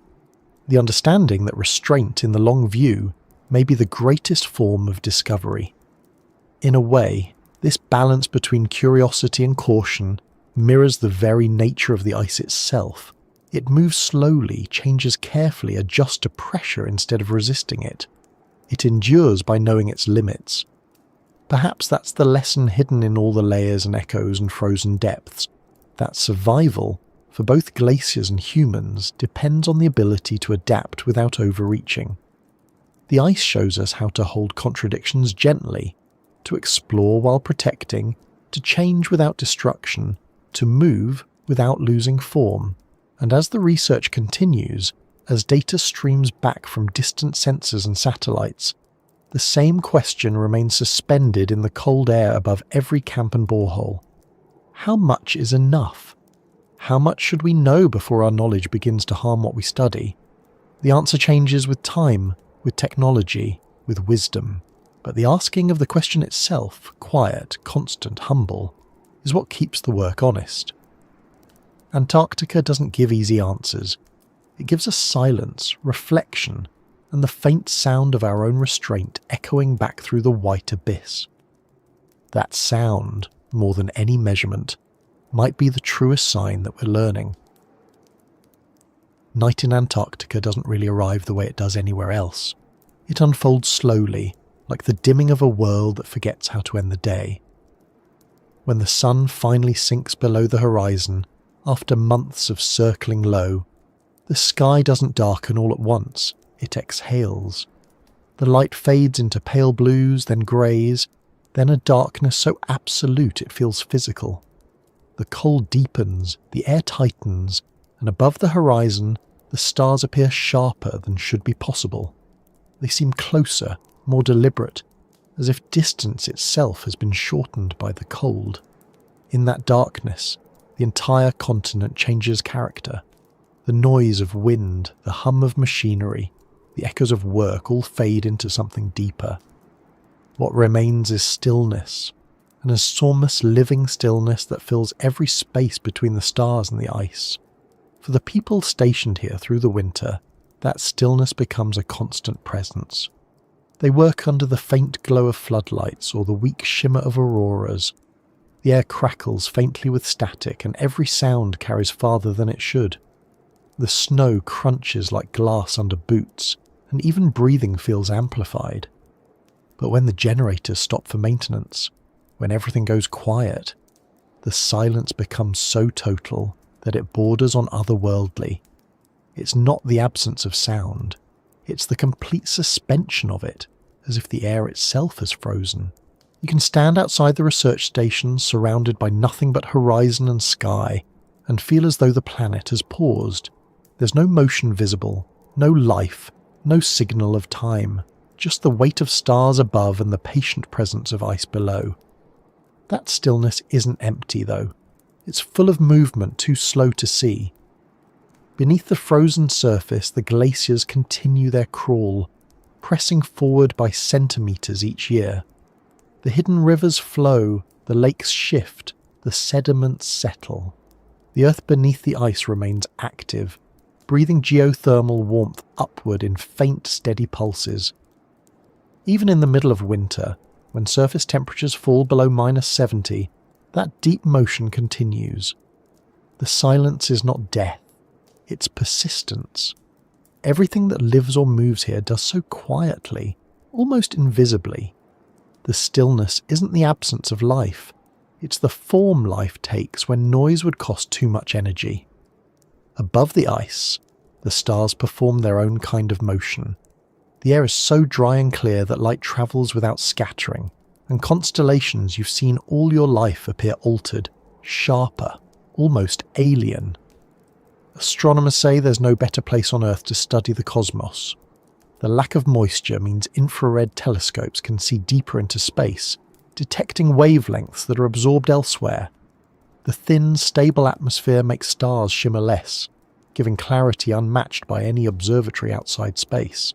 From the South Pole, the universe seems closer not because it's changed, but because we're seeing it through the purest lens possible, one made of air so cold and clean that it adds nothing of itself. There's a strange symmetry in that. Beneath our feet, a hidden world we can't see, and above our heads, an open one that reveals itself completely. The ice conceals, the sky reveals.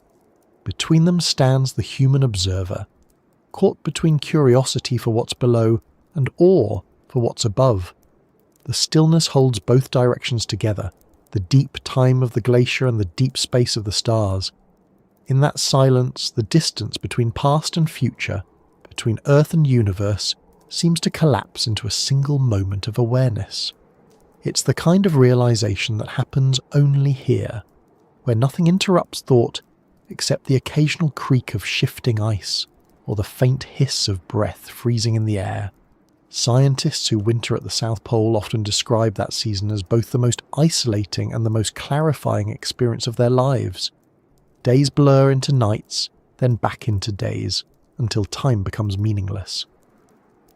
The mind adapts to a world where light and darkness no longer follow familiar rules. In that state, work becomes rhythm rather than schedule.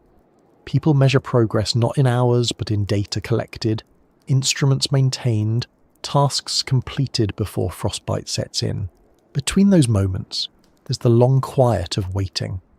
Waiting for transmissions, for measurements, for the slow unfolding of results that will take years to interpret. The pace of life slows to match the pace of the continent. Even thought feels deliberate, unhurried. It's as if the environment trains patience into every person who enters it. At night, when the wind subsides and the temperature drops to extremes that metal can't endure, some step outside simply to look up. There's no reason beyond the human impulse to witness something vast. The Milky Way cuts across the sky like a frozen river of light. Satellites drift silently, tracing faint paths. The auroras move above, slow waves of green and violet folding through the sky, their light reflecting faintly on the snow. Watching them feels less like seeing motion and more like watching energy think. It's not spectacle, it's presence. The atmosphere, the magnetic field, the solar wind, all interacting in real time, silent, perfect. In those moments, the stillness beneath the stars becomes more than physical. It becomes a kind of equilibrium where human thought meets planetary rhythm. That equilibrium feels fragile. You sense how easily it could be broken by a generator starting up, by a radio crackling to life, by a gust of wind carrying snow across the lights. But while it lasts, it's absolute. The body feels smaller under that much sky, the mind quieter under that much weightless brilliance. For those who live here, the experience changes how they think about the planet. The realization sets in that Earth is not a collection of separate places, but a single, continuous system. The cold of Antarctica connects to the humidity of the tropics. The stillness here balances the storms elsewhere. Every weather pattern, every ocean current, every migration is part of the same loop. Standing beneath those stars, surrounded by ice that holds the memory of the entire atmosphere, the truth becomes impossible to ignore. The planet breathes as one. That awareness seeps into the work too. Scientists collecting air samples or drilling ice cores know that what they hold in their hands is more than data. It's a direct link to history. The air trapped in those crystals was once breathed by ancient forests, once warmed by different suns, once carried dust from deserts now gone. The stars above remind them that everything, even air, is borrowed. The molecules we exhale rise, travel, and eventually settle elsewhere. The atoms in our bodies were forged in stars like the ones overhead. The ice beneath holds those atoms in storage, waiting for their next cycle. The stillness of Antarctica is not just environmental, it's cosmic. It connects geological time with stellar time, reminding us that motion and stillness are part of the same continuum. Even in that grandeur, there's fragility. The ice beneath is changing, melting in places unseen. The stars above remain constant, but the world beneath them warms. The stillness we experience is temporary, a balance maintained by forces under strain. Every whisper of wind that passes over the plateau carries dust from melting coasts, a reminder that the frozen silence is part of a dynamic system responding to what we do elsewhere. The sky may look eternal, but the ground beneath it is restless. The stars bear witness as the ice begins to move faster, as the temperature inches upward, as the boundaries of the possible shift. For those living through these changes in real time, the tension between serenity and urgency defines their days.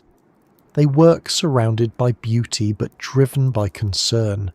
Every measurement matters. Every echo recorded, every snow sample analysed, contributes to understanding a planet that's revealing its limits. In that sense, the stillness beneath the stars isn't just a refuge, it's a responsibility. It's the calm before decisions that affect everything. The researchers who stand on this frozen plateau know that their work may one day inform how humanity responds to its own influence. The silence they live in becomes part of a conversation that stretches across nations, decades, and generations. And yet, the beauty remains undeniable. Even with the knowledge of change, even with the weight of global consequence, there are moments of pure awe that pierce through thought, a sudden flare of light in the sky, the sound of distant ice cracking, rolling like thunder across the emptiness, the faint outline of mountains glowing under moonlight.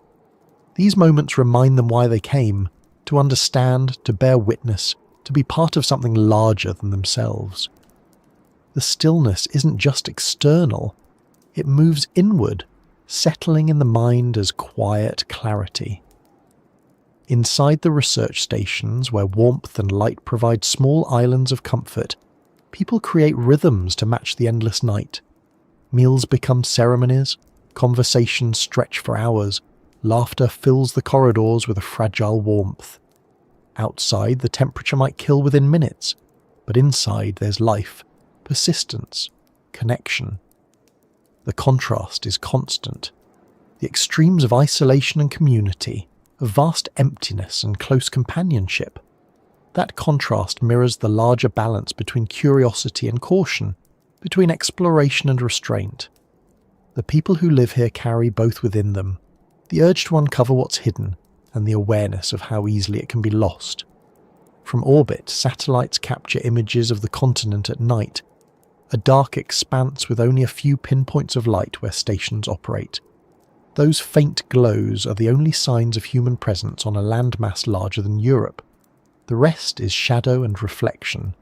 From above, it looks like another world, untouched except for the thin halo of atmosphere shimmering at the edge of the Earth. The view underscores what everyone on the ground already feels, that Antarctica is both part of the planet and separate from it, both home and frontier. The stillness beneath the stars is not isolation. It's continuity expressed in quiet form. There's a moment, just before dawn returns after months of darkness, when the horizon begins to glow faintly. The stars fade one by one, as if retreating into the background. The temperature doesn't rise, but the light shifts, turning the snow a shade of pale gold that feels almost warm. For those who have endured the long night, it's not just sunrise, it's renewal. The world begins to move again, slowly, cautiously. The silence thins, replaced by the faint hum of activity, by radio chatter, by the rhythm of engines coming back to life. The stillness doesn't vanish, it transforms into movement. The stars yield to the sun, and the work continues. The people who have lived through that night often say that Antarctica never leaves them. When they return to the noise of cities and the clutter of everyday life, something about their sense of time remains altered. They measure things differently. They pause more often. They remember the silence not as emptiness but as presence. a kind of awareness that doesn't require sound. They speak of how, under that immense sky, surrounded by nothing but ice and starlight, they understood something fundamental, that the world doesn't need us to move for it to continue. That stillness, real stillness, is not the absence of progress, but the expression of balance. In that sense, the stillness beneath the stars is not an ending, but a continuation.